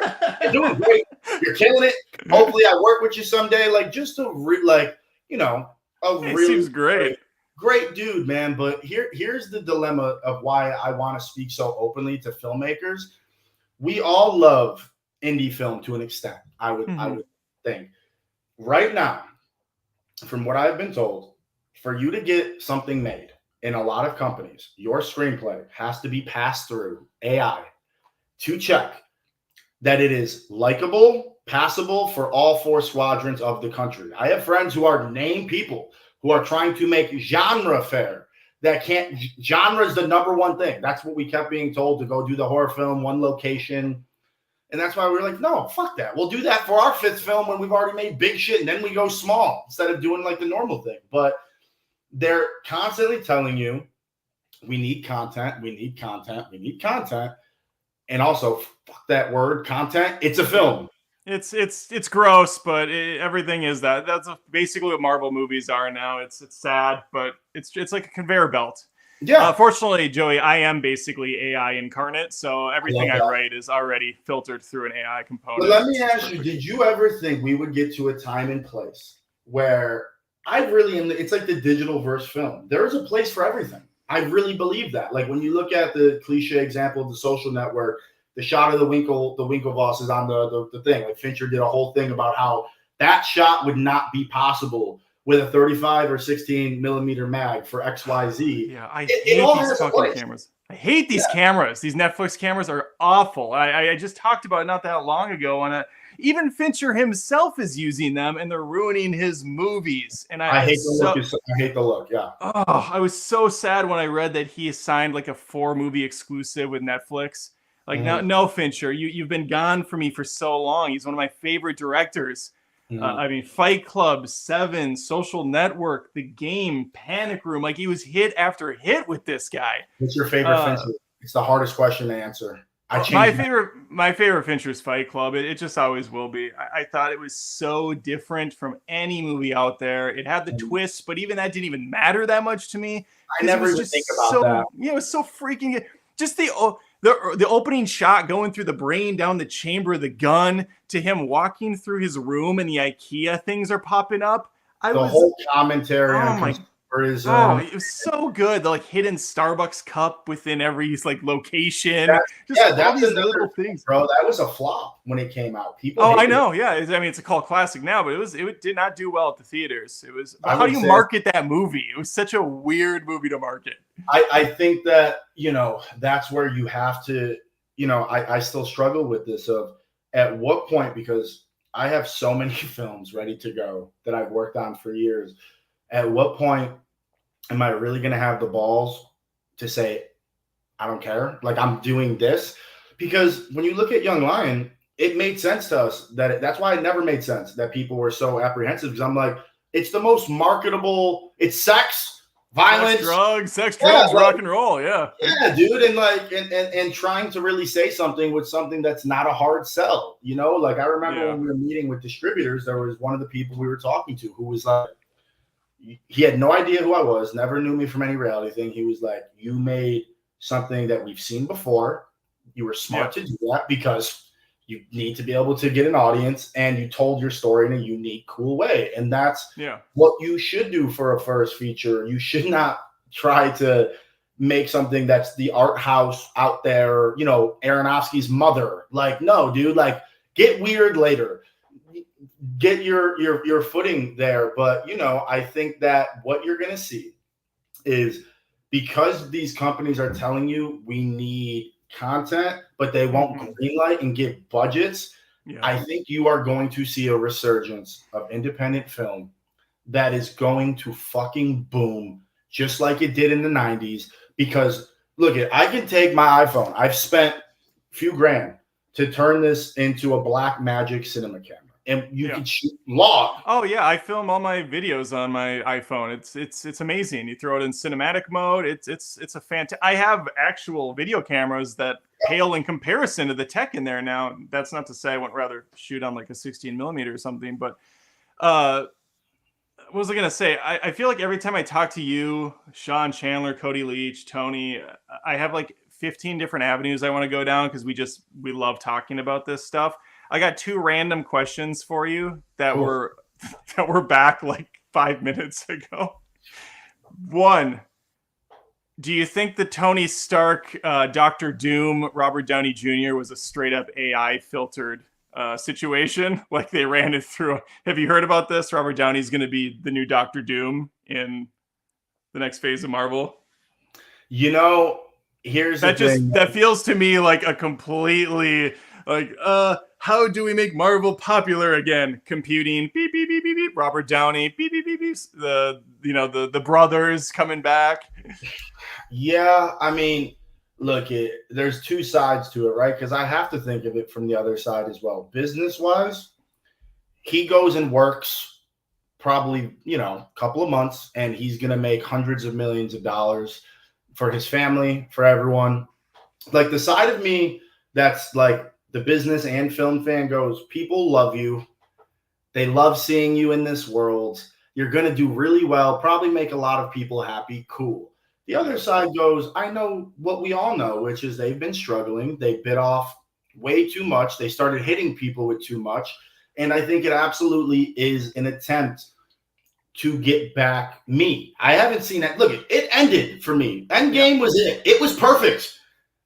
No disrespect, anything. Like No Way Home was cool, but I'm still like, okay, Spider-Man 2 is my like that's my Spider-Man. Yeah, like that's my, you know, that thing that Scorsese said. People really took offense to it, and I didn't take. Again, everyone's so just hateful. I'm like, they are amusement rides. That's what they are, and that's okay. That's okay. Yeah. It doesn't have to be like quote unquote cinema. I mean, I think Iron Man 1 felt like a film. Yeah. And then after that, nothing else really felt like a film. They all just feel like products. Yeah, you know, you have some fun products that are really distinct and cool. And, you know, I remember seeing No Way Home with someone that I'm no longer with in New York City, in Manhattan, at the theater right by Times Square. And, you know, none of us knew is Maguire and Garfield coming back. Is it happening? The entire theater was full of tourists from other countries. I can't stand the every 2.5 minute put the quip joke. I'm like, can we just get like, if it's a real funny moment, cool. Like, cool. I love humor. I love it, but it's so forced. Dude, every joke, no matter how stupid, landed like Dangerfield in his prime. And I'm sitting there and I'm like, this, okay, how can I argue with it when it's playing for people? But my question is, we know we don't make films for this country anymore. We make them for overseas. That's where big China and that's a big market. Yeah. But what do we do when that's over? Where are we going? That's why my thing is like, man, I am not the guy that is like, this has to end. The problem is there should be something for everyone. And, you know, on a smaller scale with something like this, it was like, dude, we're not trying to reinvent cinema. We just want to make a gritty raw character. I think you're right. A24 is proof to that right now. They make a lot of smaller budget movies. I saw Marcel the Shell with Shoes on not that long ago. It came out, I think, a couple years back. That movie, freaking amazing movie. Like wrote and produced and acted by now I'm forgetting her name, Mona Lisa from Parks and Rec. I can't remember her name, but she's so good in the movie. Pretty much Long Legs just came out, had an amazing marketing push. I fucking hated that movie, but I gotta see it still. We bring up Barbarian all the time, but there's tons of movies that are coming out that are smaller scale. And I think even Disney is seeing this with, look at Deadpool and Wolverine. I don't think the budget for that movie was that high, comparatively speaking, to other Marvel movies. It was less than 100 million. It's a far cry from the 300 million Endgame costs. Was it really less than 100? I think so. Let me look quick. Deadpool and Wolverine. Because I think the first oh god, never mind. I'm way off. It was a $200 million movie. Which means never mind. Spent about, I would say, they got to make about $500-600 million to break even. Because in my opinion, from everything I know, whatever it's reported, it's usually more. And then you got to double, if not triple, for prints and advertisements and marketing. It's like 2.5 times. But I thought so. Ryan Reynolds' whole thing was like he wanted to keep it the budget down because that was the charm of the first movie. The first movie was $58 million to make. Second one was $110 million to make, and they doubled that bad boy for the third one. So never mind. I thought they were keeping it like lighter. I'm audience for it, and again, I have no interest in seeing it. That's no dig at anyone who does. It's just like, I love Ryan Reynolds. I am the guy who's like, some of my favorite Ryan Reynolds stuff is like Just Friends. I love that movie. I love popcorn, feel good love stories. And I think he's phenomenal that's his role. He's fantastic. And he's built a legacy with that character. But, I'm just done, man. Like, that's why for me, Matt Reeves' The Batman was so refreshing. And I get why people don't. About an hour too long, but yeah, sure. And it was kind of a carbon copy of Seven with Batman, but yeah, it was still okay. But it's so, to me, it was such a statement of leaning the opposite direction that Marvel's been going. No, we're not going to be light. We're going to be dark as fuck.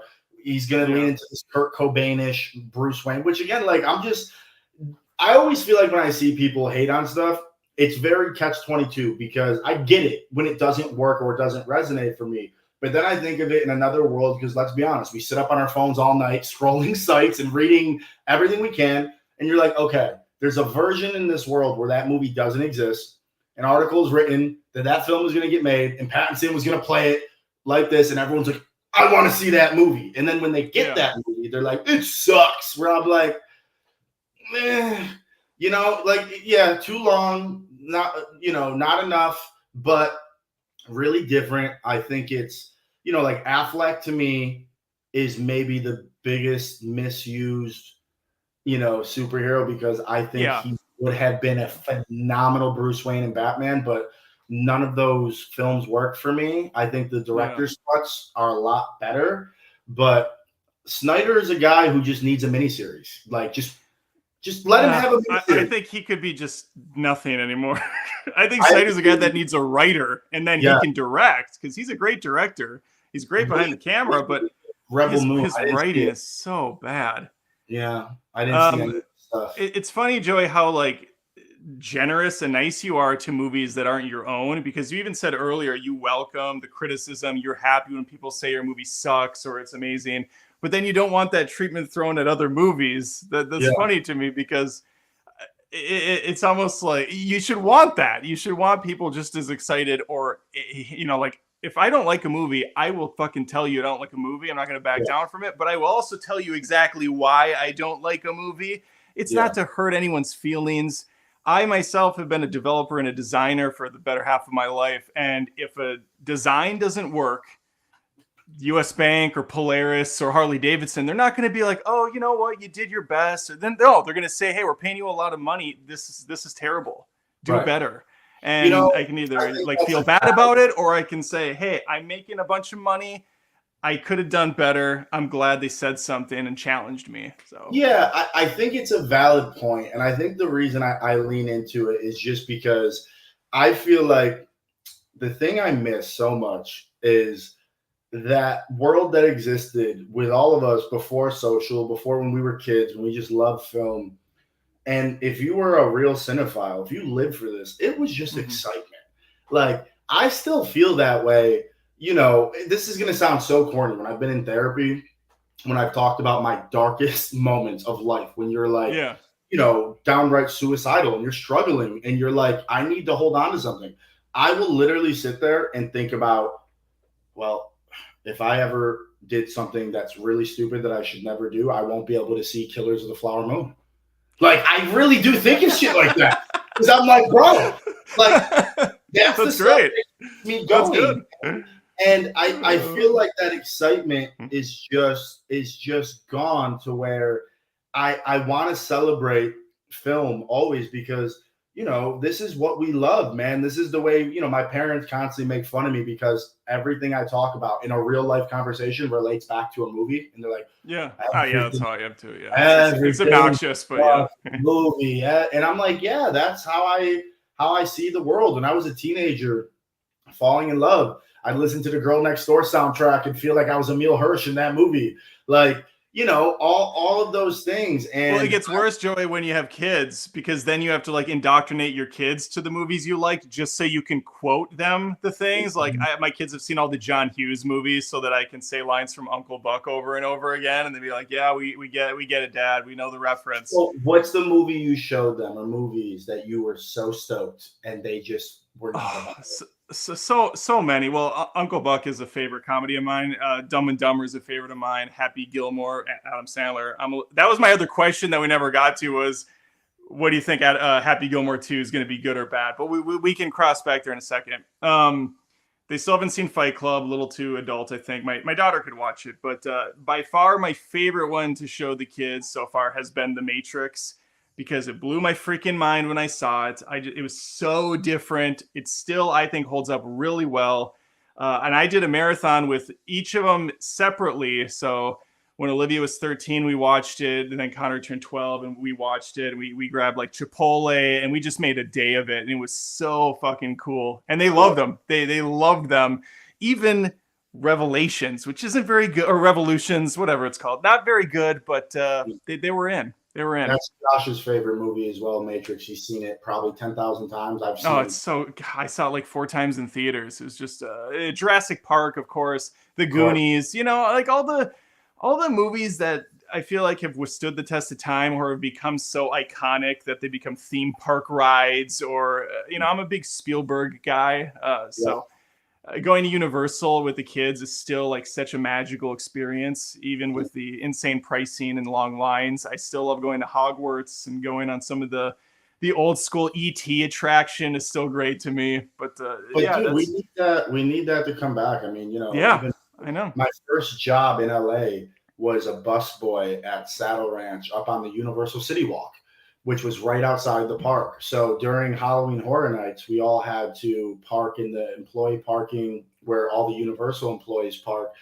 And we had to take the tram. It was miserable. I hated my life. I made no money. I was so severely depressed. Again, this film, things like that really kept me going. But I remember taking the tram and just seeing stage 16. And I'm like, there it fucking is. Like, I'm here. Like, I'm here. That's And so cool. You know, people even who are in the industry, they didn't have that excitement. And when you talk, you know, the Spielberg versus Scorsese versus Tarantino, they're all arguably the greatest of all time. But like, to me, it's not arguable when you're talking cinema. Steven Spielberg, man. I mean, he makes films that inspire, make you feel. I mean, like, dude, I'm a grown man. I can throw on a lot. I love The Fabelmans. I was like, this is so personal. It's so personal. I wanted to love that movie, dude. I could not even finish it. Really? I could not even. Yeah, I wanted to love it so much, and it's not about Spielberg, so that's what bummed me out. It's about his mom, and they spend a lot of time on her. And I get it; it's a personal project. It's near and dear to him, and that's great. I'm glad he got to make it for himself, but it just didn't work for me. But man, those moments when he's filming in that film, I'm like fully invested. And then every time everything else, I'm like, can we get back? Can we back to the making of the movie? Yeah, I really had a sort of out of body experience when I saw that, because it really felt like I was watching myself on screen when I was a kid. And that's such a special, looky, man, like I've never lost my belief in the power of cinema and what it can do. Like I think I may have told you this. A movie that I love so wholeheartedly, but I cannot watch, is La La Land, because it's a masterpiece. It's everything. And when I was with my ex, who I was with for years, there was a Christmas where I had to stay in LA. And it was because of one of those roles that I was this close. To this day, I think probably the best self-tape I've ever done. It was for a role of a fighter. I've been a boxer my entire life. The character's name was Joey. There was a character in the script, the last name Sasso. Like I was like, this is going to be it. And my managers were like, you have to stay here. And staying in LA during the holidays, which I've had to do a few times, and I can't go home because I was bartending, is the most depressing, sad. Like it's Leo and Catch Me If You Can sitting at that bar alone, just hating life. It is that bad. Sure. And we went to the ArcLight Christmas Day and we saw La La Land, and we both sort of knew that was gonna be us, but we couldn't say it. So I can go to sleep watching Texas Chainsaw Massacre, and it's comfort food. Like literally, it's relaxing to me. If I hear that piano theme, I can't. I will break. I can't do it. And I'm like, to be at that point, a 25, 26-year-old man, and to be affected on a scale like that and feel a film on every level, that's why even like I think we talked about at MegaCon, like Barbie.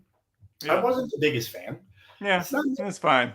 Yeah. But the fact that you're getting a bunch of young girls to go to a theater, see themselves, and you have, for better or for worse, a through line of one voice telling a story.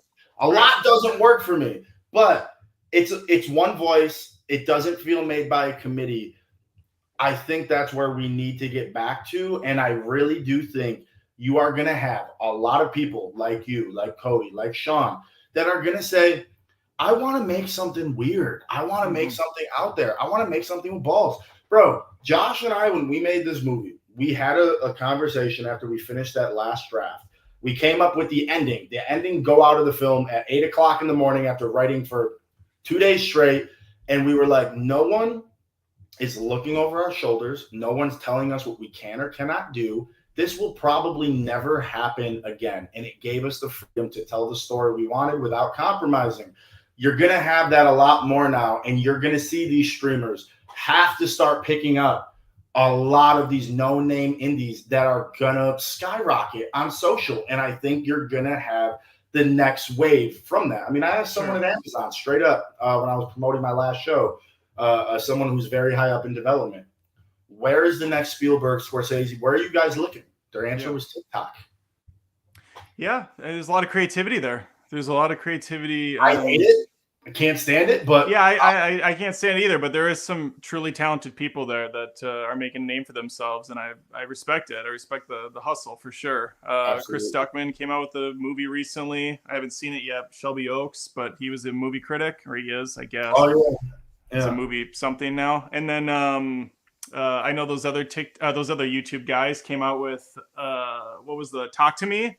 Yeah. That was by two YouTube creators that I mean, I love that movie. I thought it was great. So yeah, you're seeing it. And Joey, that reminds me, I have to send you my new pitch deck. I redid it a little bit. So I think can I say something about it without saying anything about it? Yeah, you can if you want. Oh yeah, I didn't want to blow up your spot. Yo, guys, everyone watching, Adam is also a writer, and he told me when he first met that he had his passion project that he's been working on and developing. And I told him, dude, send it my way. Like, my favorite thing is to read material. And the best advice I've ever given or received, and I'll say to Adam and to everyone else, at the end of the day, nobody knows nothing. take what resonates for you and try to be smart about it. And then if you need to disregard it, disregard it. But he sent me a screenplay, and man, I had so much fun reading that. It was genuinely a fun read. I totally saw what you were going for. You did a really good job of communicating what's actually on screen. The gap, for those of you who don't know, gap when you're reading a screenplay is if I'm relaying the plot to Adam and I go, Adam says here, this or that. And he's like, no, he doesn't say that. What do you mean? It's this. And I'm like, oh, that's where the writer comes in at the on the page technique. You want to close the gap. There will always be gap, no matter how, if you're Sorkin or anyone, that's the craft. And I just got it, man. And I got it. I had so much fun with it. And as corny as it sounds, I called my manager and I was like, dude, families and people need this movie. Like, it's fun. It's not preachy. It's Sandlot vibes. It's something the family could watch. Like, I have an uncle who's very Christian religious. He watched 15 minutes of my movie. I told them not to. Please do not. I was texting my cousin tonight.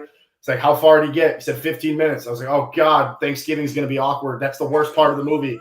And I was like, what was the feedback? He's like, why would he make that trash? I get it. I get it. This thing that Adam did is really solid. And I told him, I'll do whatever I can to try to help him get it made, because you deal with a lot of shysters in this business who will prey upon the fact that you don't live in LA, you don't know a lot of writers. I mean, so what I told Adam, for those of you who are out there, you need to be very smart. If you wrote a screenplay, you need to go to Writers Guild, get it registered, get a letter. I did that. I did that. Get it certified, notarized, email it to yourself. If you ever got to go to court, let the judge open it, because people do. At the end of the day, a lot of people sue for things being ripped off. No one owns an idea. That's number one. And a lot of times, like, there's a saying, there's only really 5 stories to tell. And that's very true in different ways. Yeah. Right. But you will deal with, let's say I'm a producer. I come to Adam and it's like, dude, I love your script. I want to give you this, that, and the other thing. You're going to do this. I see. And you're sitting there going, I felt this way my whole life. Now someone sees it. Yes, here we go. Made it. Yeah. And what you don't know is, while he's making you rewrite your draft based on whatever contract he's made you sign for whatever agreement, he's going to all of his writers that are already established in the business to get them to rewrite it. But by Writers Guild law, by producer law, he needs him to do another draft to then pay him for it. They can make it. Most times, 99% does not get made. And then they go, what are you complaining about? You got paid. You got this. That. And you're like, I didn't want that. I wanted to make my movie. That's what it was about. So we're going to try to explore to see what we could do for that. And I think that right now, when you do see the quote unquote family fare, it's so sanitized, washed down. There's no dude. It's not because of when we grew up. The Goonies, the Sandlot, like that shit it's just a good fucking movie. It's good. It's just good. Yeah. Yeah. So I don't want to give away anything in terms of the story or anything, but what I will say is, this is the type of film what he wrote. You can go into this and hate it, not like it. Totally makes sense. If you watch this movie and you don't have fun, you just don't like good things. You don't like fun things, yeah. Yeah, dude, it's really good. I appreciate that, Joey. Well, we don't have to spend too much time on that, but I want to send you the other pitch deck, because it's more in spirit with the script itself. I had a little more fun with it. I think it's less corporate. Would you make that your own, Adam, like that, real quick? Would you do it how we did? If we got a group of people, we got a budget together. In a heartbeat. Yeah. You would. Did you watch the Indiana Jones? You know, the one the kids made their whole life, the shot for shot on their camcorders. No. Oh yeah, I did. Yeah, that was great. It's a fun. Yeah. I mean, I don't know. I feel like, again, when we made our thing, it was so, we don't have this, we don't have that, we don't have anything. Yeah. It's gonna not be good. But the alternative a lot of times is you have too much. You're too comfortable. No one's hungry. It's a job. You feel that when you watch it. I mean, I'm not shitting on anyone, but how many Kevin Hart Netflix originals have resonated? They just churn and burn. They put the name out there. Grandma Lois sees it. And it's like, oh, I like that Kevin Hart character. Let me throw it on in the background. Netflix sees the analytics come in. They're like, okay, they're watching. They're still on our platform. That's something to bring back to the investors. And now our stock options go up. And this is capitalism at its worst. And that's just where we're at right now. But I do agree with you, Joey. It's going to change. You're already starting to see a shift with some of these movies and with some of these people getting a calling and answering that call, so to speak. Yeah. Guys, we're going to wrap this up pretty soon. So if you have any questions for Joey or I, feel free to super chat. I know I haven't done a live in a long time, so it's a little sad tonight. But we're back, and I'm going to be doing these again every Tuesday night going forward, as long as I can. I was out of town for like a month. It was not supposed to be that long. Family stuff. It's always a whole picnic. Everyone super chat right now. Send us. Well, they're scared, bro. They won't do it. They're scared, Joey. They're scared. Scared. Okay, Joey. Now that we circle back, we'll give a few more minutes before we close down. Happy Gilmore is in my top 5 comedies of all time. Adam Sandler just king of humor in that film, and I still watch it every year. My son loves it, my daughter loves it, Lindsay loves it. Do we need Happy Gilmore 2, and is it going to be any good? I say yes and no/yes, and I'll tell you why. Please. I'm the guy who will defend Dumb and Dumber 2 all day, and it's not because I think it's great. Here's the thing. We grew up on that. It is a perfect film. It is one of the best of all time. It's one of those things for me where I'm like, okay, it's not gonna touch that. But for me, the thing that I love is it's like going to class, and if you have a recurring character that you're drawn to and you get to play it. To see Jim Carrey, Jeff Daniels be at a stage in their career where they are very well off. Yeah. They don't have to do this. It's because they want to, and they want to go be ridiculous and have fun and just see what happens. That for me warranted that film's existence. As far as Sandler with that, here's the thing. We have 30 years with Happy Gilmore. You look at, if you really distance, it's the most simple by the numbers, but it works. Yeah. Yeah. This will be that again with trademark Sandler humor, trademark stuff. Everyone like us who grew up on it, it's not going to be that. But to me, I'm like, to watch, Christopher McDonald go play shooter again, to see Sandler go do whatever he wants. I don't know, man. I'm here for it. I'm just like, I think you might just get to a phase in life where it's like, I got the money, I got the career. Why not? People enjoy it. Go have fun. And people are going to shit on it. Like, I'm a huge Kiss fan. Paul Stanley talked about the last 2 Kiss albums, how people, fans shit on it. He's like, I get it, because music is a snapshot of someone's life that you remember. You tie to memories, you tie to visuals, to points. When something is brand new, especially piggybacking off of something that's had a legacy, it's setting itself up for failure. But I'm very optimistic. I think it'll be fun. I think it'll be hated, but I think give it time and it'll resonate in years to come, because Happy Gilmore and Billy Madison, those weren't commercial huge things. The people who loved them. I think Happy Gilmore was pretty popular. Billy Madison, but Happy Gilmore, I think that put Adam Sandler on the map in terms of stardom. That was a big one. I mean, we owe TBS so many people's careers for Tommy Boy. Yes, Sandler. God, I love Tommy Boy. It's perfect. It's a perfect comedy. Let me push back on you, Joey, with quite a few things it has going against it. Number one, it's most likely a Netflix exclusive. Mm-hmm. I mean, that's basically the kill shot right there. Netflix has not made good movies. Number two, Adam Sandler's comedy has not evolved or has been like manicured to a fineness. It's actually gotten lazier and worse over the time. I can't even think of the last really funny Adam Sandler movie. I was going to ask you, what's like a Sandler flick you watched? I had a strict no Adam Sandler policy for a while because they were so bad for so long. I liked Uncut Gems, but that's a drama film, Performance of the decade, I'll say it forever. It made me severely upset because I have a film I was writing for him. because I knew I Yeah. told Josh he is our best actor that no one is utilizing. And then I saw that film and was floored by how phenomenal it was and he was, and then was equally terrified and disappointed because I can't do that anymore. But even with his humor, I don't know. I just sort of, I love the fact that you look at Eddie Murphy. I'm so checked out for a long time with Eddie Murphy. He disowns all of his comedy, disowns all of his stuff. He tries to be a leading man, a this or that. There's something really sweet to me that Sandler is basically a 50, 60-year-old man, and he's still making dick and fart jokes, laughing at dumb stuff. And I think there is some value in terms of just craft. So the one that comes to mind that you just know it didn't work, and I think people should look at it as to why, is he did that film with Chris Rock the week of. Oh, yeah, I didn't see that, but I know what you're talking about.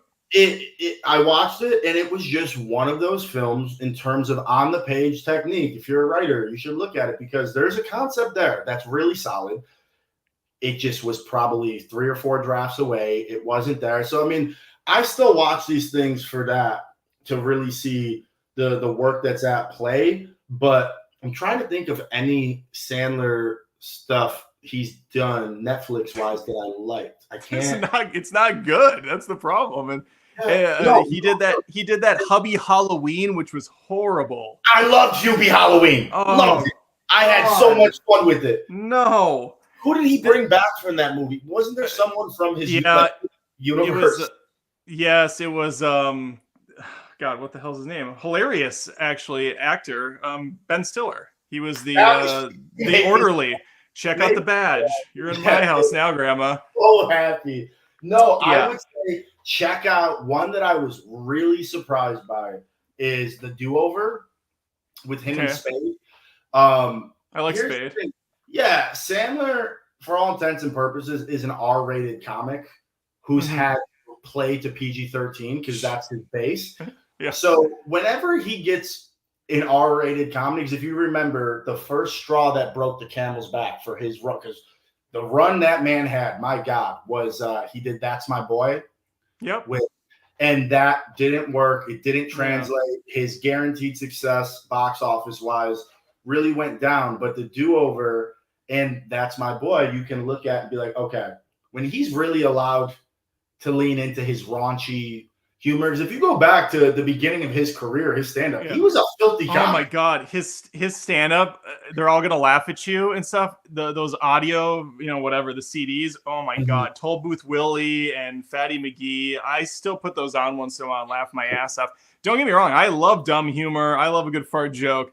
But it has to be wrapped around something a little bit more clever at the end of the day. I think Happy Gilmore really covered both. What did you think of 100% Fresh? Please tell me you watched it. I have not seen 100% Fresh.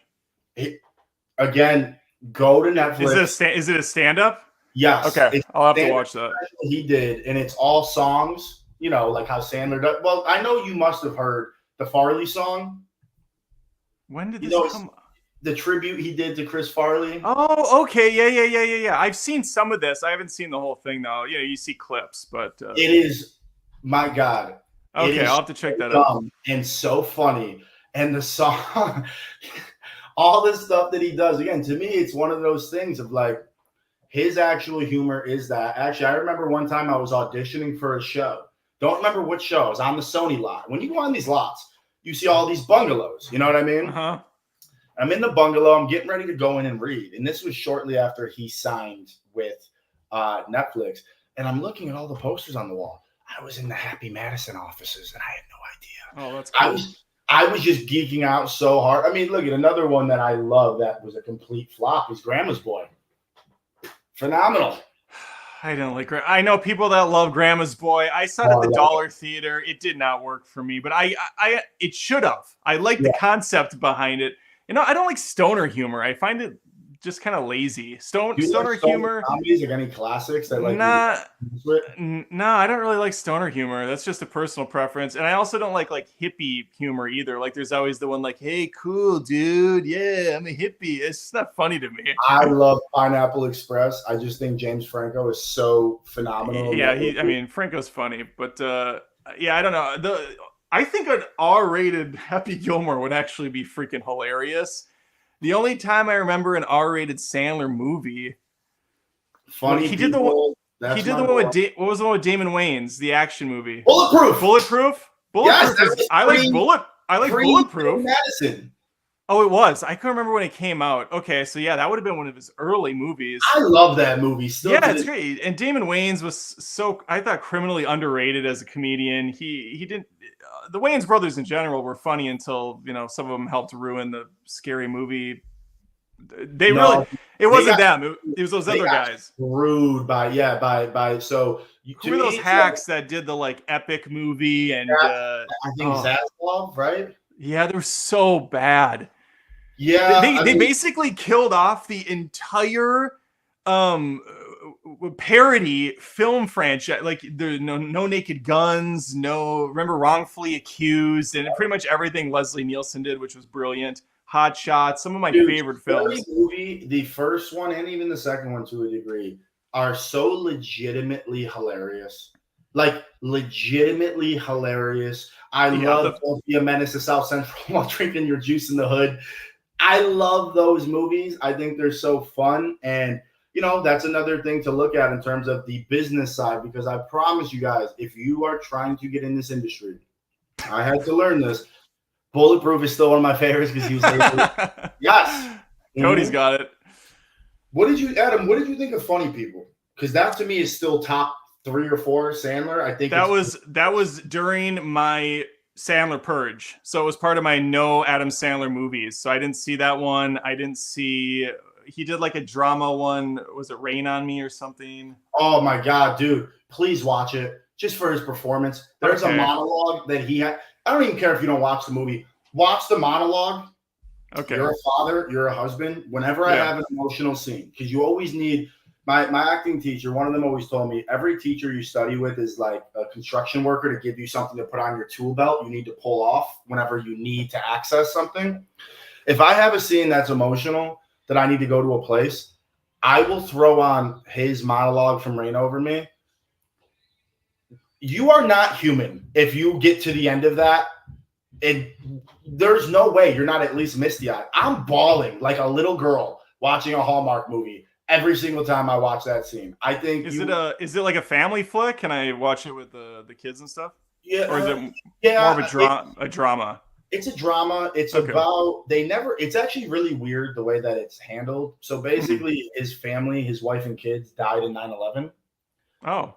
But it wasn't ever marketed as that. I don't know if there was like a rights thing or something. It's very strange because they talk about the planes hitting the buildings and watching. They died on 6/11. 9/11's copyright. We can't use. Yeah, it's a real strange thing, and it's not perfect. It drags a little bit, but his performance is so good. I mean, Sandler and Don Cheadle. Like, I am here for dramatic Sandler all day. I think you would love Funny People because it's him being very self-deprecating about his own career.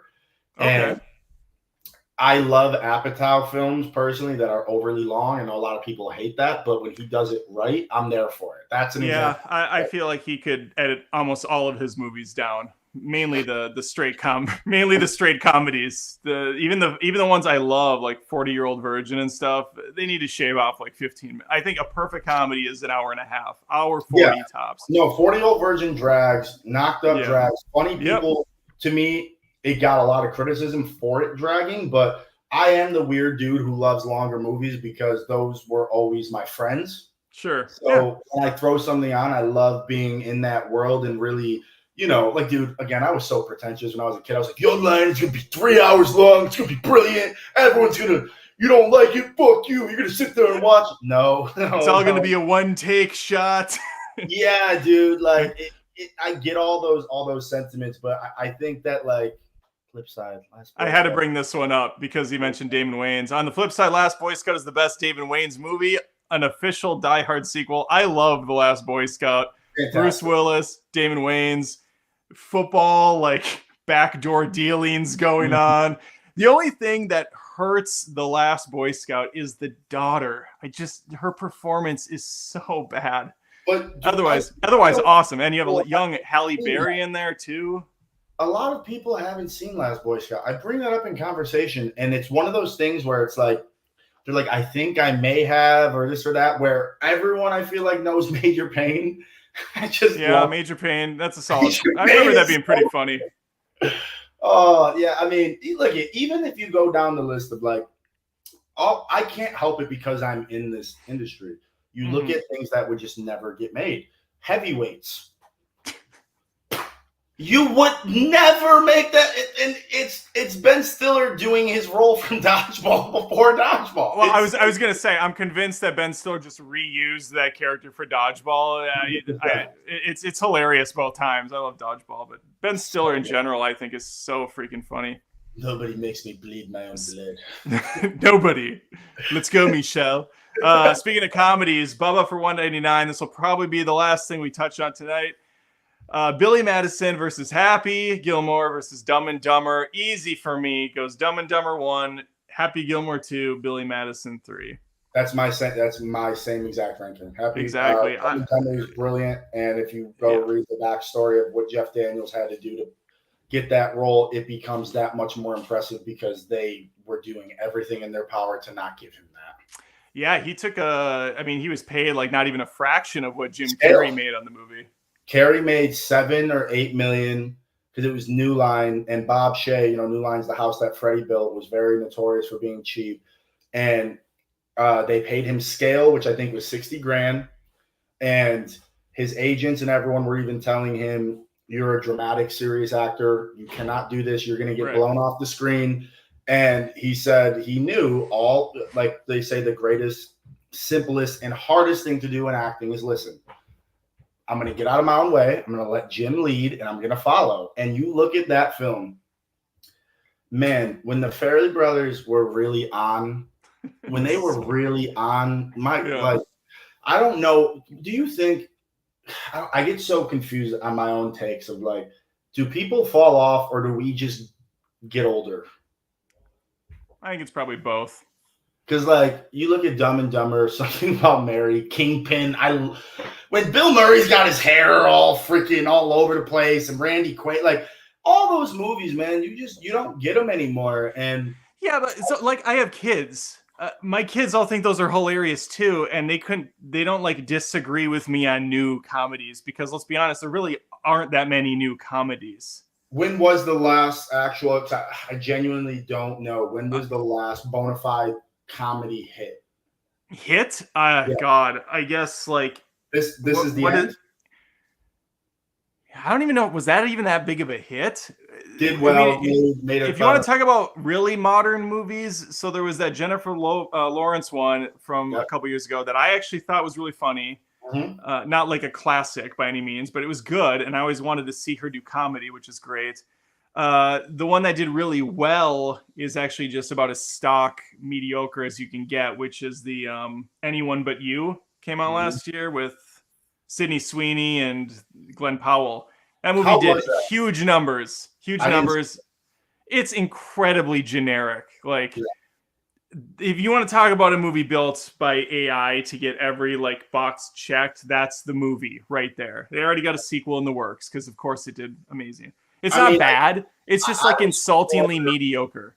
Yeah, I was more enthralled with the marketing campaign of the, them just playing into that they're hooking. Like, I don't know. Maybe there is a disconnect because I'm in this town, but I sit here all the time and see stuff, and I'm like, do people not realize how bullshit things are to make people interested? And they don't. I mean, look at it. The whole thing I tell people is like the generic example. If I'm at Starbucks and paparazzi comes out to ask me a question about something, how the fuck do you think I know? They know I'm at that Starbucks. Yeah, it's all set up. It's all set up. I gotta play the game. That's fine, but I'm really kind of annoyed / over every R-rated comedy being billed the return of the raunchy comedy, and they don't go there. Like, Long Legs being billed as the scariest movie of all time, and I don't think there was a single scare in the entire film. Like, this is the lame marketing that they do for these things.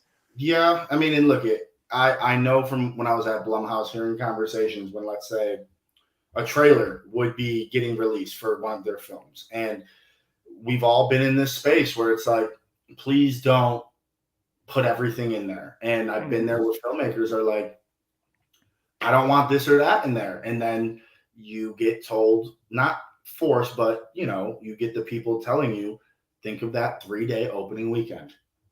Yeah. If you don't get those asses in those seats, you're done. Like you're like done. You will not. I mean, it's no different than YouTube. Like your first 24 hours are critical. If your video doesn't do well, it's going to just do worse the next few days, and then it's going to be irrelevant in a week. You know what? I actually have a perfect answer for your question. And the movie came out just a couple days ago. Deadpool and Wolverine was one of the funniest movies I've seen in many years. It is R-rated. It does, I wouldn't say pushes the envelope, but it does. It hit my kids right. They laughed their asses off. Deadpool movies are comedies, and they're genuinely really funny and well done. And what's hilarious about that is they all do super well. So I don't know why they don't make more R-rated comedies. They're scared. It's this. I'm telling you, man, and I have seen it on the smallest scale you can imagine. Yeah. The feedback I would get on my screenplay on the film is my career is done. Yeah. You will be over. You will be done with. I think I said something about this at MegaCon, and I can't get into specifics because I will for sure. At one point, I was working with a very prominently known production company developing a show in my family. Producer watched cut of the film, loved it, not kissing my ass. And this is when it was like basically still an assembly cut, raw, texting me paragraphs on getting it, and then getting calls asking me if I'm a racist, and I'm like, what are you talking about? Like, just say yes. Like, of course, obviously. And you're being told that you can't do these things anymore. You can't say these things. And that's why I'm a huge advocate for people to go make their things, man, because there are voices out there waiting to break out who didn't have the mom and dad that I did, that encouraged me, had my back, pushed me. And I want those people to go make their movies, man, because you don't know who the next Kevin Smith's going to be in Jersey in a convenience store who just goes, I'm going to go make my own thing. And it translates and it connects. I mean, so often, especially with film, I need millions of dollars. I need this. I need that. Sure. In a perfect world today, no, you don't. Go grab a couple of cameras, study your craft, know the story you want to tell. Do not compromise. Do not hold back. It's taken us 12 years. 12 years. To get this film out, man. It's been a journey. It's been a ride. It's been a process, but it has all served a purpose to, at the end of the day, no matter what anyone thinks, every second that is on screen is exactly the story that Josh and I wanted to tell. I don't know if I will ever get that opportunity ever again in my career. And that's scary. You should be able to do, if you're working within a reasonable budget, and especially with comedy, man, these people are afraid of the outrage culture. Right. My thing, the rebel, be outraged. Right.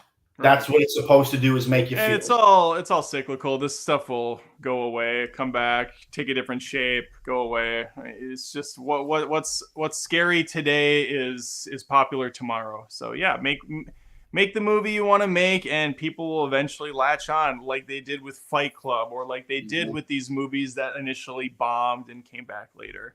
Hell yeah, dude. Okay, I think on that note, because we could talk forever, but Joey, some of us work for a living. I have a day job. I got to get to sleep. Okay, Young Lion of the West, it's out. Where should they rent it? Where should they watch it? So Amazon Prime, you could rent it, buy it, watch it. It's also available on Fandango at home. Never knew that was a thing, but it's a thing. You can go there if you don't got Prime. I would say to anyone, if you watch it, please give it a thumbs up.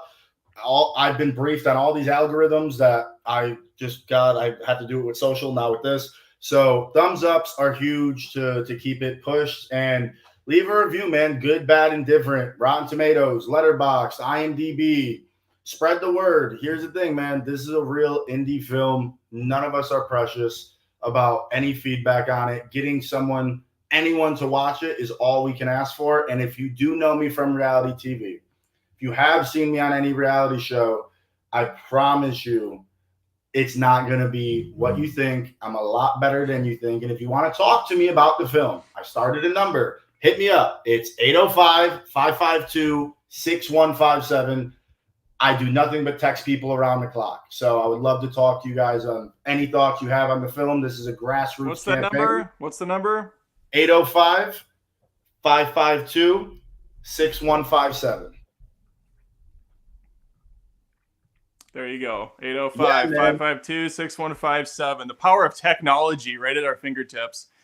And make your movie, man. Anyone out there, you want to do it? If you look at me as an example of loving me or hating me, that idiot went and did it. And it took a long time, and we pulled it off. You can go do this, man. Follow your dreams. Do not think if you don't live in Hollywood, if you don't, you don't have any contacts in the business, doesn't mean a fucking thing. I promise you, you can do it. You can make your thing. I'm pushing Adam, Cody, Sean. I want all of them to make a feature, because why not? But I will say one more critical thing before we go. Do not be the idiot who spends a fuck ton on a short. Please, please, please. I have so many friends. They spend thousands and thousands of dollars on making a short to hopefully go make the feature. No one wants because short. It worked one time for Ryan Reynolds in Deadpool, and it worked for James Wan and Lee Winnell, and I get it. But here's the thing: you're gonna then have an uphill battle to then play festivals, which costs money, more money. You got to do all these things. You're gonna spend years trying to get a short scene to eventually try to get a pitch for a feature. Everyone is doing that. You know what they're not doing? Making the feature. You can love this movie or hate it. This is a big film that had no budget. We had nothing. There is a charm to that. Go make your feature. Don't spend the money on the short. Get your gear, get your stuff together. Go make something. Robert Rodriguez made El Mariachi for $7,000 fucking dollars. Amazing. Well, there you have it, folks. Someone makes their film, man. Joey, always awesome talking to you. I'm like saddened to hear that MegaCon probably isn't going to be a thing this year unless Sean works his magic, or maybe I need to just call and yell at someone, because I'd love to get back with you guys again on some panels. Yeah, maybe we can make something happen on a live somewhere, sometime, or meet in person and do something. It would be awesome. I'll send you that deck, and you guys make sure to watch his movie. It is good. I was blown away with his performance. And I'm going to leave a fresh review on Rotten Tomatoes very soon, as soon as this publishes. All right, Joey. Take care, man. Love you, buddy. Talk to you soon.